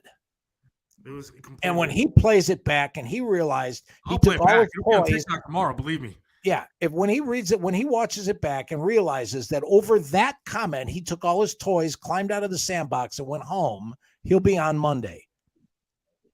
Because there's still a lot of stuff to cover. And if I could just point out to everybody who's watching you two and have been fans of your show since you started, is that they need to remember that this guy over here, he went out with Sam Kinison on tour, right, with the Outlaws of Comedy. So Yes. God knows how in the 90s how many unregulated medications he took. And then this guy over here, he worked at WMMS for I don't know how long. So he was smoking it up. So personally, I think you guys are you owe most of your life to the pharmaceutical company. That's if you ask me. I'm just saying. Yeah. Look, I wasn't smoking as much as you think. Maybe a couple times in the back of the van with a celebrity or something like that, but not as much as you think. Yeah, but you couldn't handle it. Yeah, that is true. Hence the reason I went to talk radio and got my mind straight and worked for the greatest talk radio host of all time. All right, so, and look, I didn't want to make this an argument between me and Mike because when it comes right down to it, I really like Mike as a person, but I don't like when the guests that come on this show are insulted. And what I felt like was that the guest tonight was insulted, like the last time we had a guest on the debate Mike. Okay, Mike. Yeah. Just promise me that you're going to make your point, and you're going to preface it with. And I think Dom Herrera did a great comedy routine where he said that the Dagos, they like to say, with no disrespect, they'll say you pug-nosed mouth, but no disrespect. Okay. So No disrespect. maybe you got to preface it with that. Worthless. I'm saying it right Well, now. yeah. It's on my mind. No disrespect to you, Jim, or your research, or all the stuff that we were. But those 3-4 slides and the people in them, not you for finding them, the people in them and what they said compared to the discussion you and I were having, all that stuff was worthless. It was worthless then. But not to my argument. Tomorrow. I still think I'm the only one who won, Seth. Because it was worthless to Mike's argument and Jim's argument, but it was damn perfect to mine. So I got to go practice my bowling before the league starts because God knows I need to throw every ball I can. But I love you guys. I hope you get through this. The show's great. And if you're going to kill each other, do it while you're on the air because the ratings will go through the roof. I've learned from the best. Everything is going to be on the air. So got to be on the air. Appreciate it, Paul. All right, take it easy, guys. Later. Thanks, well, it is what it is. yeah. I think you're missing the entire point of what I was saying to you. You have this theory about the show and what you want it to be, and I don't think that you practice what you preach. I think there's a way to approach your subject and debates with people I think was completely no handled inappropriately, to be honest. I mean, if you wanted to qualify by saying, look, Jim, I don't agree with these people that you're putting up here. It's my opinion that these things are kind of worthless. What else do you have to show me? And maybe the conversation continues.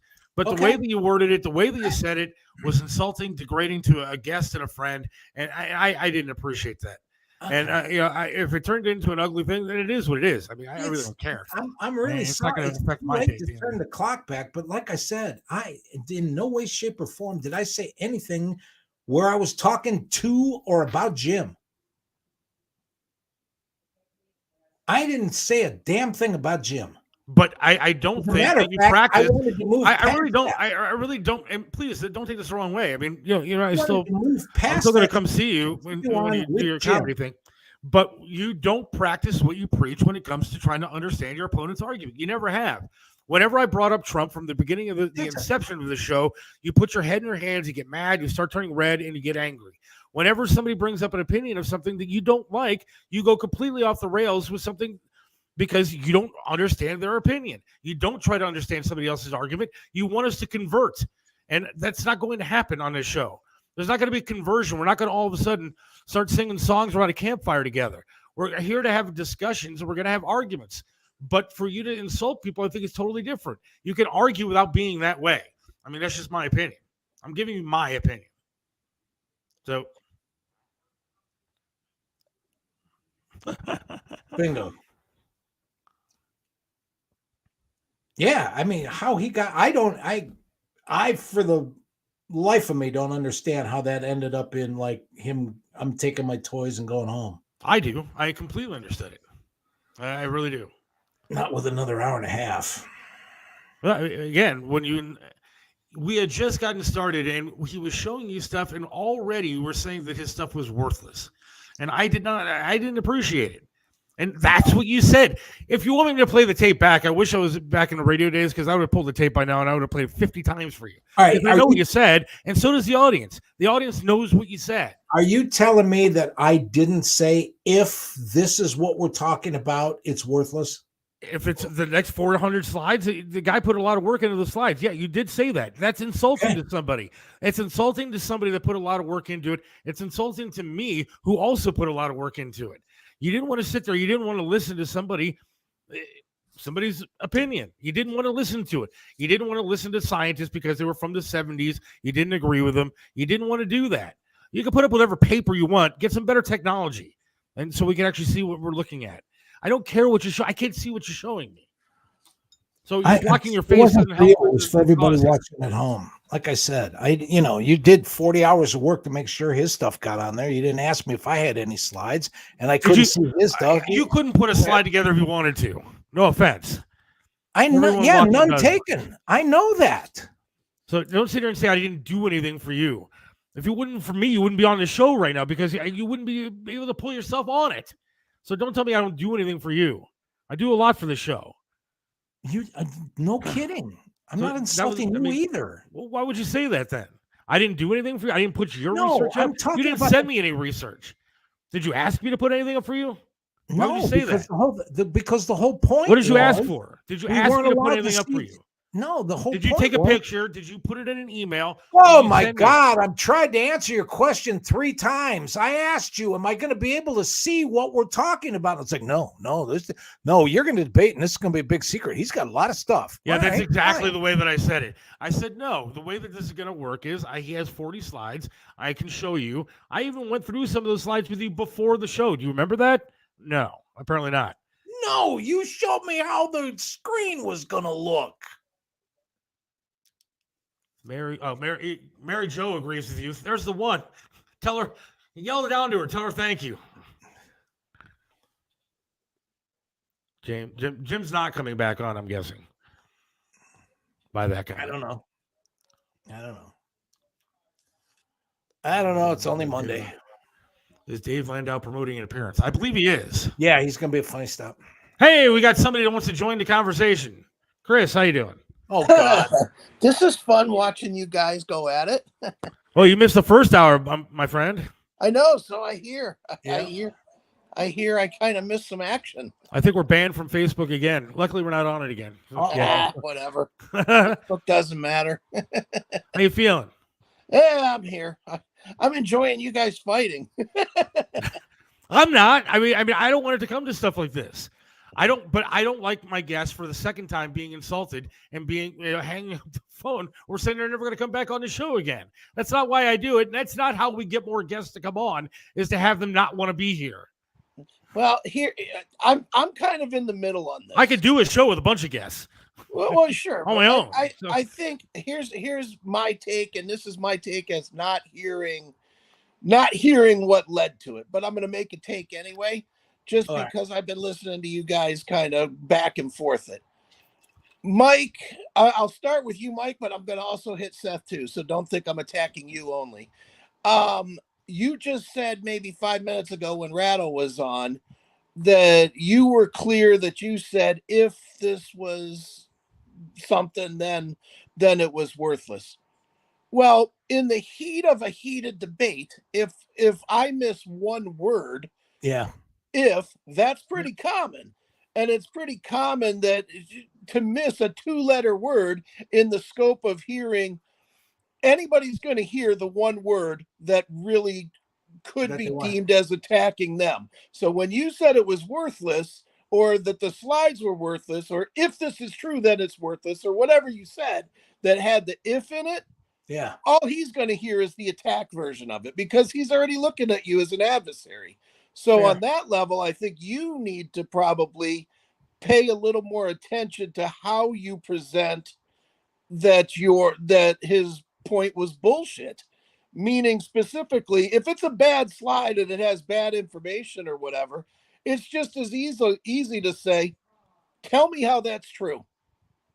Then it puts all the emphasis on that person to justify their point. And it does not come with you saying you're a dumbass. I mean, so there's that point. And as far as Seth goes, and I've said this to you, Seth, a bunch of times, you can't worry about what the fans say. And I'm not worried about what the fans say. I'm worried about what I think. The guests say. You can't worry about what the guests. Look, if at the end of the day, the name on it says the Seth Williams Show with Mike Giselle. I know. And if I have a guest on that is insulted, and a guest that now 2 of them, not just guests but friends, and they're insulted by something that Mike says, I'm going to let them know about it. But the guest has to come into the battle zone ready to do battle, and not ready to be wounded, not coming in as a wounded duck automatically either. The guest has to have a little thicker skin too. And again, I did not see the argument, so I don't know exactly what was said.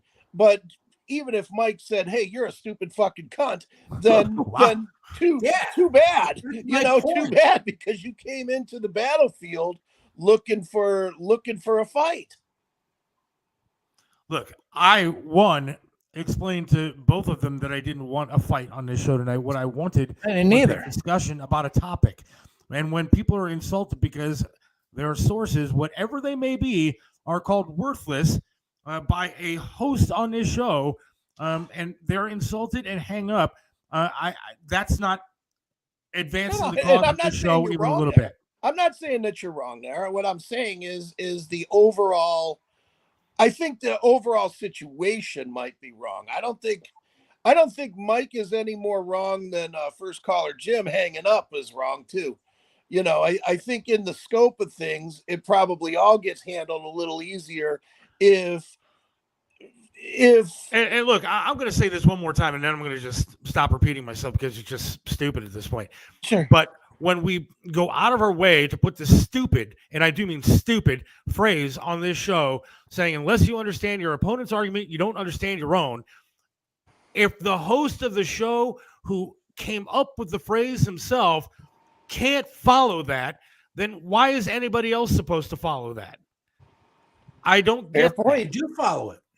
You don't follow it. You didn't with the Flat Earth guy. You didn't with Jim. And you don't with me half the time. That's why I stopped talking about a lot of news stuff, because you don't try to understand somebody else's argument.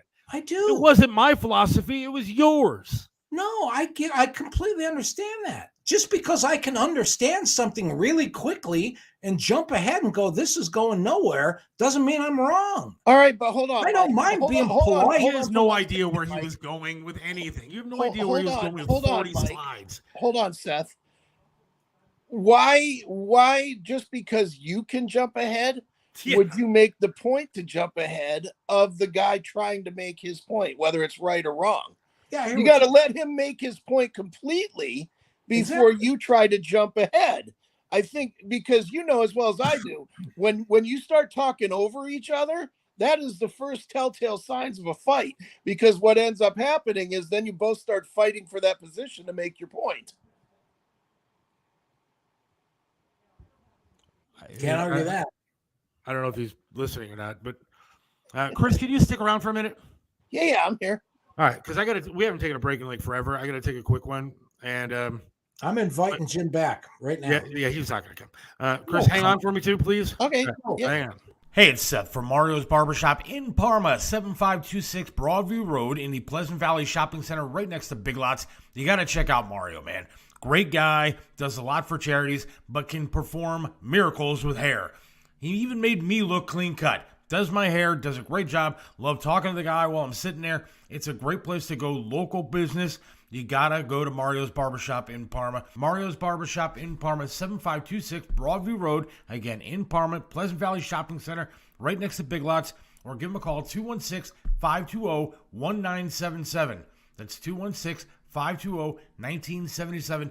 Mario's Barbershop in Parma. Trust Joe's Lakewood Computer at 14035 Madison in Lakewood. They have over 30 years of professional service handling laptop and desktop repair services, virus removal, and data migration, and much more. You can trust them with hardware updates to your computer's memory and hard drive. Call 216-651-3880. Whether you need a simple Windows install or you're interested in the latest computers for gaming, call Joe's Lakewood Computer at 216-651-3880.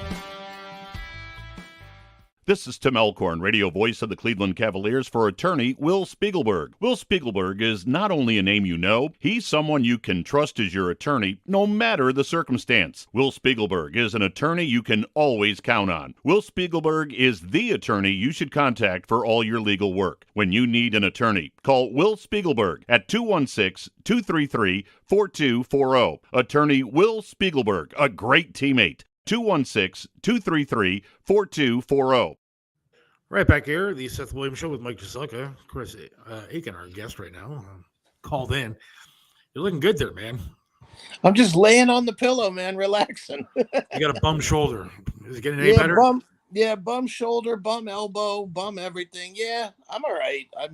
As long as I'm laying on an ice pack, I'm fine. So You know, the good thing about this show tonight is that when I posted that, promoting it, that we're going to be talking about climate change tonight, as soon as I posted it, not even 5 minutes later, Facebook already put like a banner on it saying, well, check the temperature outside in your area and you'll know that climate change is real.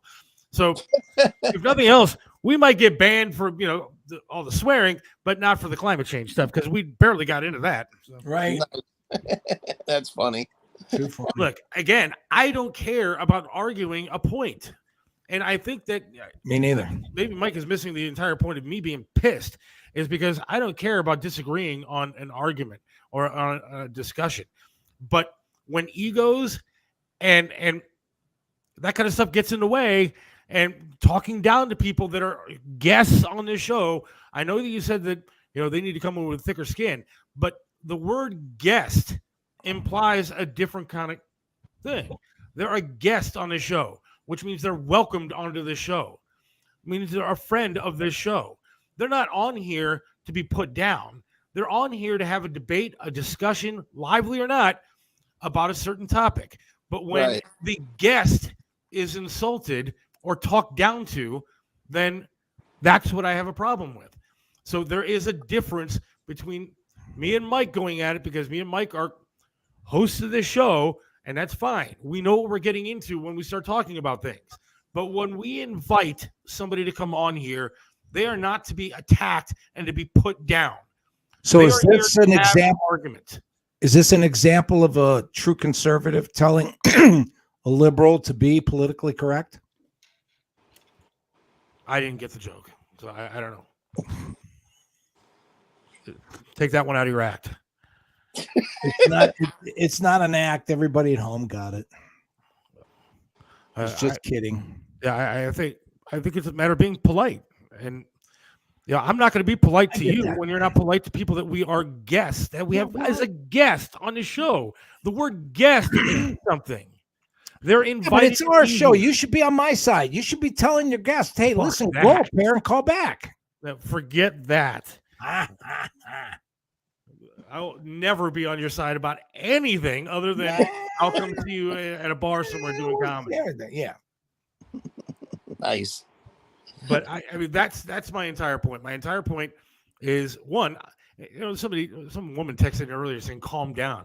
I'm not going to calm down. It's my show. I can do whatever I want to do. Yeah, but I can't. It's not when it comes to insulting a guest. Do you insult people that come over to your house too? Do you invite people over and fuck off? I mean, I don't understand your theory here. Do you literally? I'm asking you a question. Do you? I didn't mean to insult them. Invite people over to your house. You bring them in. You have them over for dinner, and when they sit down to dinner, you tell them you suck in your opinions. Get out of here. Is that what you do? I didn't say that to him. He's a guest. You insulted him. Get that. But what I said is, well, to paraphrase, I told him, I'm having a great time as long as you are talking eye to eye and out of your mouth. But when you put up slides where you're talking out of your ass, I can't take that the same way. Slides are exactly what I'm talking about. He didn't agree with the slides, Chris, so it's talking out of his ass. That's bullshit to me.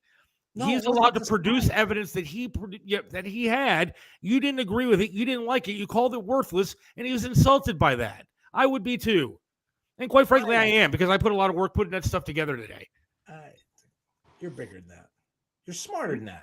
It just sounds to me, and again, I did not hear it. Yeah, I missed the first hour, but it sounds to me like it's more in how Mike's disagreement was presented is what set everything off, is what it sounds like to me. I agree. And that was the reason for the mea culpa. And that's the reason why I said there's absolutely no reason, since it wasn't personal, says it wasn't heartfelt, and said it wasn't anything that impacted his integrity or anything else. I was talking about the idiots that said that stuff 50, 60 years ago, which is why the door's open. And after all of the stuff that we had covered and we're getting to, and the potential for the closure of that, I have the door open and would relish an opportunity to pick up and go from there. So as far as I'm concerned, we're fine. So come on back in. You can't really say that, Mike, when you had a guest that hung up. He's clearly not fine. Well, I get that. Usually it takes both sides to be fine. I would assume. I get That's usually the way that it works. I don't think that both sides are fine on this one. Yeah, but that goes back to that whole thing about this is where this country went nuts. Well, let's just agree to disagree. What? That's horseshit, because there's still only one truth. Somebody's agreeing to just not put up with the fact that they're wrong. Okay, fair enough, Mike, but I'm going to devil's advocate that. If you would have just said it that way, said, you know what, we agree to disagree on this slide, you'd probably still be on the phone with the guy. Agree. And I'm going to say one last time.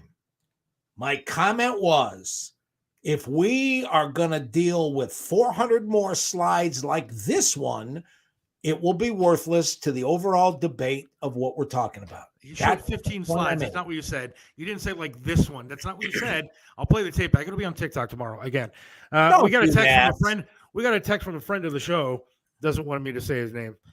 Mike's ego and inability to listen to others is going to bring all of this down. Oh my God. You're going to have to mute his mic when other people talk. Now he's going to walk it back. Mike can't discuss things. He has to talk down to someone until they change their mind or they are worthless. I mean, I wasn't the only one that caught on here. I wasn't the only one thinking this. I didn't think it was right. I mean, it wasn't. It wasn't right when we have somebody on that's here to be a guest on this show. That's just my opinion. Well, it's not my opinion. It's the opinion of a lot of people. Too. You want me to show you? I'll show you the list.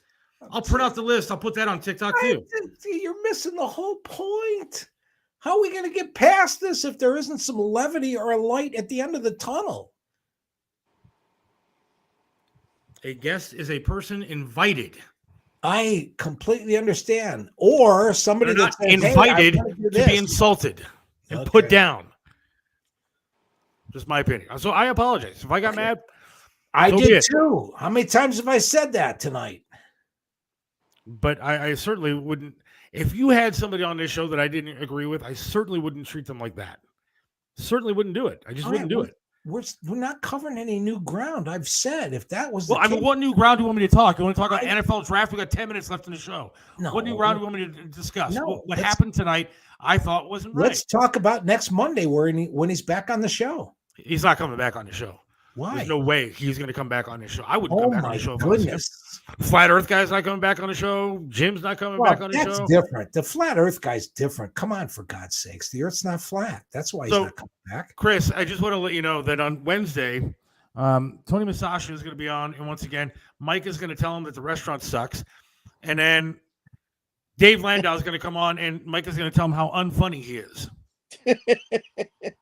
Great. I can't wait to have my friendship. You got anything to insult Chris with? Before I say any of those things, I'm going to preface it with nothing personal, but you suck. Okay? You talking to Chris or me? Both? No, I'm not talking to anybody. I'm talking in theory. I'll be all right. I'm just trying to figure out, like, from now on, it seems like for this show, I don't know what we have to do. Do we just talk about? Well, I guess we can talk about the Cavaliers. We need to have this talk about the Guardians topic every week. But we can't talk about politics because we have to have this kind of topic every single week. We can't. I don't know. I don't know what we're allowed to talk about. We can't have guests on because people went to the Coliseum. The bread that they got, they didn't go for the loaf of bread. They went to see the Christians and the Lions and the Gladiators. So let's just be gladiators and tell our guests to be more like lions and not lambs. No, I'm not going to have a guest on to insult them. If you want to have a good discussion with somebody, that's fine. I'm kidding, Seth.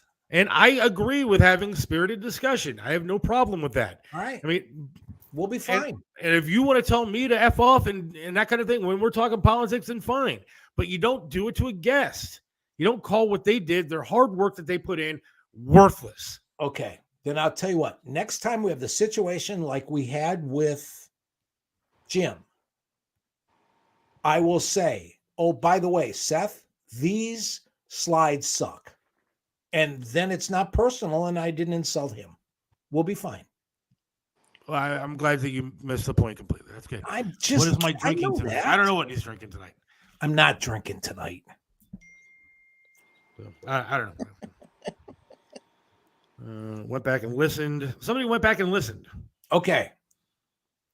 He said, if this is 200 of the 400 slides, I'm going to concede to every one of those because every single one of these is worthless. Thank you. That's what you said. Every single one of these if is they're worthless. all the same, then yes. Dude, and you better listen. Small point. You said, I'm going to concede every one of these because every single one of these is worthless. Yeah. If that was the point every one of them made. We had such brilliant stuff leading up to that. It was brilliant because it came out of your mouth. No, it came out of his. Because he brought up scientists that you didn't agree with. You decided to call every single one of them worthless. Okay. So much for the neutral observer. Well, but Mike, in what world do you think using the term worthless is not going to be perceived as attacking? Okay. It may have been a little bit. Of course it is.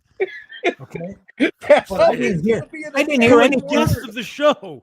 I didn't hear anything in that comment. If you really, truly, passionately believe in the argument you're trying to advance, where you just hang up the phone and quit. That's a pretty pussy move. No, what's a pussy move is insulting somebody that's invited to be a guest on the show and calling the facts that they have worthless because you didn't like where they came from. No, So, that I'm wasn't sorry. about that. It was like, let's get back to the meat and potatoes. That's what you Go said. feed me I just 300 read you what you slides of said. parsley. From the same guy that says your ego gets in the way, he went back and listened. Yeah. If this is 200 of the 400 slides, I'm going to concede to every one of these because every single one of these is worthless. If you said if the rest of them are like that, it's a sophisticated argument. I can't help it if he didn't get it. I read your quote. You still don't like it. You want to change it? I can't change what you said. I wouldn't change. I've said. Is there anything I could say to you that would insult you, Chris, before we go? Nah, I'm pretty alligator skinned. Nothing insults me. So am I for the most part. I don't really. It ain't gonna bother me. I'm gonna have to watch now. I definitely have to go back and watch that first hour. I love it. Of course, it is tagging, but why not? Why not debate it? Thank you. Keep going. Keep going. I'm gonna keep going. I'm going to keep asking guests to come on. When they tell me no, I'm going to say, well, sorry. You know, we like to attack people when they come on.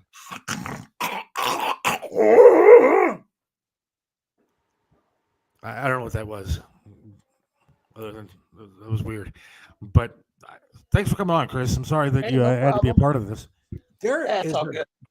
There's a great, big, beautiful tomorrow at the end of every day.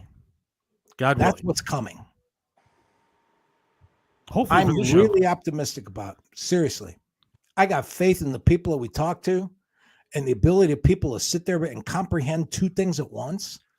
And we got people on both sides that sometimes they call and go, hey, good point, Seth. And sometimes they call up and go, hey, I agree with Mike for a change. And that is planting the seed. And I will say this again. There is nobody doing what we're doing. So that's worth yelling and screaming at each other, insulting guests. Nobody's doing that. Oh, please.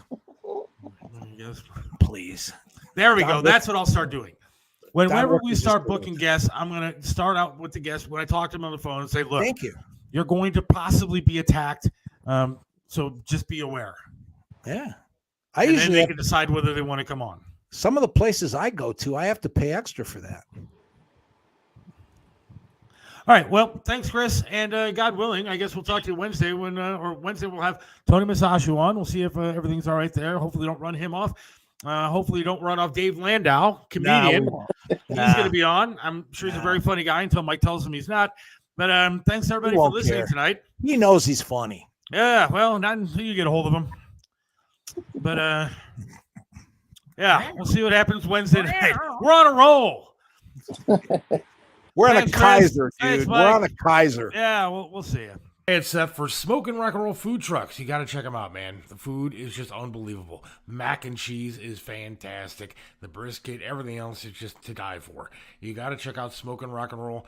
605 Clague Parkway in Bay Village. You can give them a call, 216-539-2239 to book a food truck. Find out where they're going to be at. They're going to be all over the place, especially when the spring and summer hits. It's unbelievable food. They win awards all over the place. Run by my good friend Billy Morris and his friend Todd. They're good people, and they make great food. You got to check it out. Smoking Rock and Roll, SmokingRockandRoll.com. Aaron Tees and Signs has become your complete one-stop sign shop. Call Jimmy at 216-299-9344. Their friendly and professional staff can and will help you build your company brand and identity from start to finish. One stop means you get a complete package from one location. Custom logo design, vehicle graphics, banners, t-shirts, storefront marquees, and so much more. Aaron Tees and Signs, 4883 Turney Road. Call us at 216-299-9344. Hey, it's for Audio Bay Studios in Bay Village. And now if you need a podcast done, you got a band, you got to record some stuff, Audio Bay Studios is the place to go. Trained technicians, good management there. I'm telling you, Audio Bay Studios has helped me out tremendously with my podcast. You want to go there, Audio Bay Studios, 605 Clague Parkway in Bay Village. It's right next to, or in the same building, I should say, as Smokin' Rock and Roll. Some of the best barbecue food trucks in town. The best barbecue food trucks in town. I'm telling you, you got to check out Audio Based Studios. I know the guy, Chris Aiken. I know the guy, Billy Morris. They're good people. They take care of you. Audio Based Studios. If you got a podcast that you want to start recording, Audio Based Studios in Bay Village is the place to be. 605 Clague Parkway. Give them a call. 216-713-0066. That's 216-713-0066.